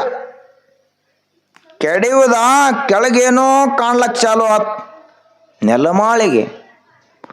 ಅವ ಅಂದ ಹಡ್ರಿ ಇದನ್ನ ಅಂದ. ಹಡ್ಡಿದ್ರು ಅಲ್ಲಿ ಒಂದು ಎಲುಬಿನ ಗೂಡ ಸಿಕ್ತವ. ಅದ ಕೈಯಾಗೆಲ್ಲ ಹಿಂಗ ಬಂಗಾರ ಬೆಳ್ಳಿ ಮುತ್ತು ರತ್ನಗಳನ್ನ ಹಿಂಗ ಬಾಯಿ ಕಡೆ ಓದಂತ ದೃಶ್ಯ. ತಿನ್ಬೇಕತ್ ಮಾಡ್ಯಾನ, ಏನೂ ಇಲ್ಲ. ಏನ್ ತಿನ್ಬೇಕತ್ ಮಾಡ್ಯಾನ? ಅನ್ನ ತಿನ್ಬೇಕತ್ ನೋಡ್ತಾನ, ಅನ್ನನೇ ಇಲ್ಲ, ಬರೀ ಬಂಗಾರ ಬೆಳ್ಳಿ ಕೂಡಿ ಹಾಕಿದ್ದ. ಮುತ್ಯ ಬಂಗಾರವನ್ನು ತೆಕ್ಕಿ ಬಡ್ಕೊಂಡು ಅಲ್ಲೇ ಸತ್ತು ಹೋಗಿದ್ದ. ಎಲುಬಿನ ಗೂಡಾಗಿ ಬಿದ್ದಿದ್ದ, ಜೀವಂತ ಆಗಿರ್ಲಿಲ್ಲ. ಅವಾಗ ಅವಾಗ ಒಂದು ಕ್ಷಣ ಆಶ್ಚರ್ಯ. ಇಷ್ಟೆಲ್ಲ ಸಂಪತ್ತು ಸಿಕ್ಕದ್ದು ಸಂತೋಷ ಒಂದು ಕಡೆಗಾದ್ರೆ, ಒಂದು ಕಡೆ ಈ ಹೆಣ. ಅವಾಗ ಅದನ್ನು ತಗೊಂಡು ನಾ ಶ್ರೀಮಂತ ಆಗ್ಬೇಕತ್ತಿವ ಮಾಡಿದ. ಅದು ಬಂಗಾರ ಬೆಳ್ಳಿ ಹೇಳ್ತದ, ನೀನು ಮುಟ್ಟಿದೆ ಅಂದ್ರೆ ನೀನು ಹಿಂಗ ನಿಂದು ಗತಿ ಏನಾಕತಿ? ಬಳಸೋದಕ್ಕಾಗಿ ಅಲ್ಲಿದು ಬರೇ ಸುಮ್ ನೋಡೋದಕ್ಕಾಗಿ ಐತೆ ಅಷ್ಟ. ಅದಕ್ಕ ಈ ಕಡೆ ಲಕ್ಷ ಹಾಕಬೇಡ, ಇದರ ಮ್ಯಾಲ ಇನ್ನೊಂದು 4 ಡಂಪರ್ ಗರ್ಸ್ ಸುರಿ ಬರಿ ತುಂಬಿ ಮ್ಯಾಲ ಮನೆ ಕಟ್ಟಿಬಿಡು, ಆರಾಮಿರ್ತಿ ಅಂತ ಅದು ಹೇಳ್ತೆ ಬಂಗಾರ ಬೆಳ್ಳಿ. ನಾ ಮೂಲತಃ ಇರುವುದನ ಕಲ್ಲ. ನನ್ನ ಭಾಳ ಪ್ರೀತಿ ಮಾಡ್ಲಾಕ್ ಹೋಗಬೇಡ, ಜ್ಞಾನವನ್ನು ಪ್ರೀತಿಸುವತ್ತ ಅದು ಹೇಳಿತು. ಇದು ಕತೆ ಅವಂದ, ಕರೆ ಕತೆ ನಮ್ಮವ. ನಾವೆಲ್ಲ ಬ್ಯಾಂಕ್ನಾಗ ಇಟ್ಟು ಹೇಳಾರ್ದೆ ಕೇಳಾರ್ದೆ FD ಎಲ್ಲ ಅವ್ರ ಹೆಸರು, ಮೊಮ್ಮಕ್ಕಳ ಹೆಸರು ಇಲ್ಲ, ಸೊಸಿ ಹೆಸರು ಇಲ್ಲ, ಮಗನ ಹೆಸರು ಇಲ್ಲ. ಎಷ್ಟೋ ಮಂದಿ ಮುತ್ಯಗಳು ಯಾರ ಮೇಲೆ ವಿಶ್ವಾಸ ಇರ್ಲಾರ್ದಕ್ಕ ಹಂಗ ಸತ್ತು ಹೋಗಿಬಿಡ್ತಾರ. ಇವು ಸಾಯಿದಟ್ಟ ನೋಡ್ತಿರ್ತಾರ. ಅವ್ರು ಬ್ಯಾಂಕ್ನಾಗ ಇಲೆಕ್ಷನ್ ಮಾಡಿ ಆರಿಸಿ ಹೋಗಿರ್ತಾರಲ್ಲ, ಅವ್ರು ಸತ್ತ ಬಳಕ ಮುತ್ಯನ ಹೆಸರದೆಲ್ಲ ತಮಗೆ ಜಮ ಅವ್ರು ಮಾಡ್ಕೋತಾರ. ನಾ ಮನೆ ಯಾರಿಗಾರೆ ಮಾಡ್ಬೇಕಲ್ಲ, ಇವ ತನ್ನ ಮನೆಯವ್ರಿಗೆ ಯಾರಿಗೆ ಮಾಡಲಿಲ್ಲ, ಇವ ಬ್ಯಾಂಕಿನ ಪಾಲಾಯಿತು. ಆದ್ದರಿಂದ ಕೆಲವೊಬ್ಬರು ಹೆಂಗದಾರ ಜಗತ್ನ್ಯಾಗ ಅಂದ್ರ ಬರೇ ಹೆಂಡತಿ ಮಕ್ಕಳು ಮತ್ತು ಗಂಡನನ್ನ ಪ್ರೀತಿಸುವಂಥವ್ರದಾರ, ಅದು ಮನಸ್ಸಿನ ದೋಷ. ಕೆಲವೊಬ್ಬರು ರೊಕ್ಕ ರೂಪಾಯಿಗಳನ್ನ ಪ್ರೀತಿಸುವಂಥವ್ರದಾರ, ಅದು ಒಂದು ದೋಷ. ಮನಸ್ಸು ಹೊಲಸಾಗ್ಯದ ಅಂತ ತೋರಿಸ್ತೈತೆ ಅದು. ಧೃತರಾಷ್ಟ್ರ ಕೌರವರ ತಂದೆ, ಅವಾಗ ಬ್ಯಾರೆ ಯಾರ ಮೇಲೂ ಪ್ರೇಮ ಇರಲಿಲ್ಲ. ಏನವರು ಒಂದು 101 ಮಂದಿ ಕೌರವರಿದ್ರಲ್ಲ, ಅವ್ರ ಮ್ಯಾಲ ಪ್ರೀತಿ, ಒಂದು ಅಪಾರವಾದ ಪ್ರೀತಿ. ಎದಕ್ಕ ಮಹಾಭಾರತ ಯುದ್ಧ ಆಯಿತು ಅಂತ ಕೇಳಿದ್ರ, ಮಕ್ಕಳು ಎಷ್ಟು ತಪ್ಪು ಮಾಡಿದ್ರು ಅವರಿಗೆ ಶಿಕ್ಷಾ ಕೊಡ್ಲಿಲ್ಲಲ್ಲ, ಅದಕ್ಕೆ ಮಹಾಭಾರತ ಆಯಿತು. ನಾವು ಮಕ್ಕಳೇನಾದ್ರೂ ತಪ್ಪಿದ್ರು ಅಂದ್ರೆ ಅವಾಗಲೇ ತಿದ್ದಿ ಹೇಳಬೇಕು, ಬಡದು ಹೇಳಬೇಕು, ಬೈದು ಹೇಳಬೇಕು, ತಿದ್ದಿ ಹೇಳುವುದನ್ನು ಕಲಿಬೇಕು. ಅವ್ವ ಅಪ್ಪ ಅಜ್ಜ ಅಜ್ಜಿಗಳು ಹೇಳದೇ ಇದ್ರ ದೃಷ್ಟಾಂತ ಯಾವುದು? ಮಹಾಭಾರತವಾಗುತ್ತದೆ. ಮಕ್ಕಳ ಮ್ಯಾಲ ಅತಿಯಾದ ಪ್ರೀತಿಯನ್ನಿಟ್ಟದ್ದರಿಂದ ಮಹಾಭಾರತ ಆಯಿತು. ಅದಕ್ಕ ಈ ವ್ಯಾಮೋಹ, ಅತಿಯಾದ ಪ್ರೀತಿ ಅನ್ನುವಂಥದ್ದೇನದ, ಇದು ಮನುಷ್ಯನನ್ನು ಹಾಳು ಮಾಡ್ತೈತಿ. ಮನಸ್ಸಿನಲ್ಲಿರುವಂಥ ದೊಡ್ಡ ದೋಷ, ಮನಸ್ಸಿನಲ್ಲಿರುವಂಥ ಕಲ್ಮಶ, ಇಂತಹ ಕಲ್ಮಶಗಳನ್ನು ಕಳೆದುಕೊಂಡು ಪರಿಶುದ್ಧ ಮನಸ್ಸಿನವ್ರು ನಾವು ಆದೀವಿ ಅಂದ್ರೆ ಕೂತಲ್ಲಿ ಮನುಷ್ಯ ಜ್ಞಾನಿ ಆಗ್ತಾನ. ಅಹಂ ಬ್ರಹ್ಮಾಸ್ಮಿ ಅಂತಾನ. ಶಿವೋಹಂ ಚಿದಾನಂದ ರೂಪ ಶಿವೋಹಂ ಶಿವೋಹಂ ಅಂತ. ಹಾಗೆ ನಾವೆಲ್ಲರೂ ಶಿವಸ್ವರೂಪದ ಸಾಕ್ಷಿ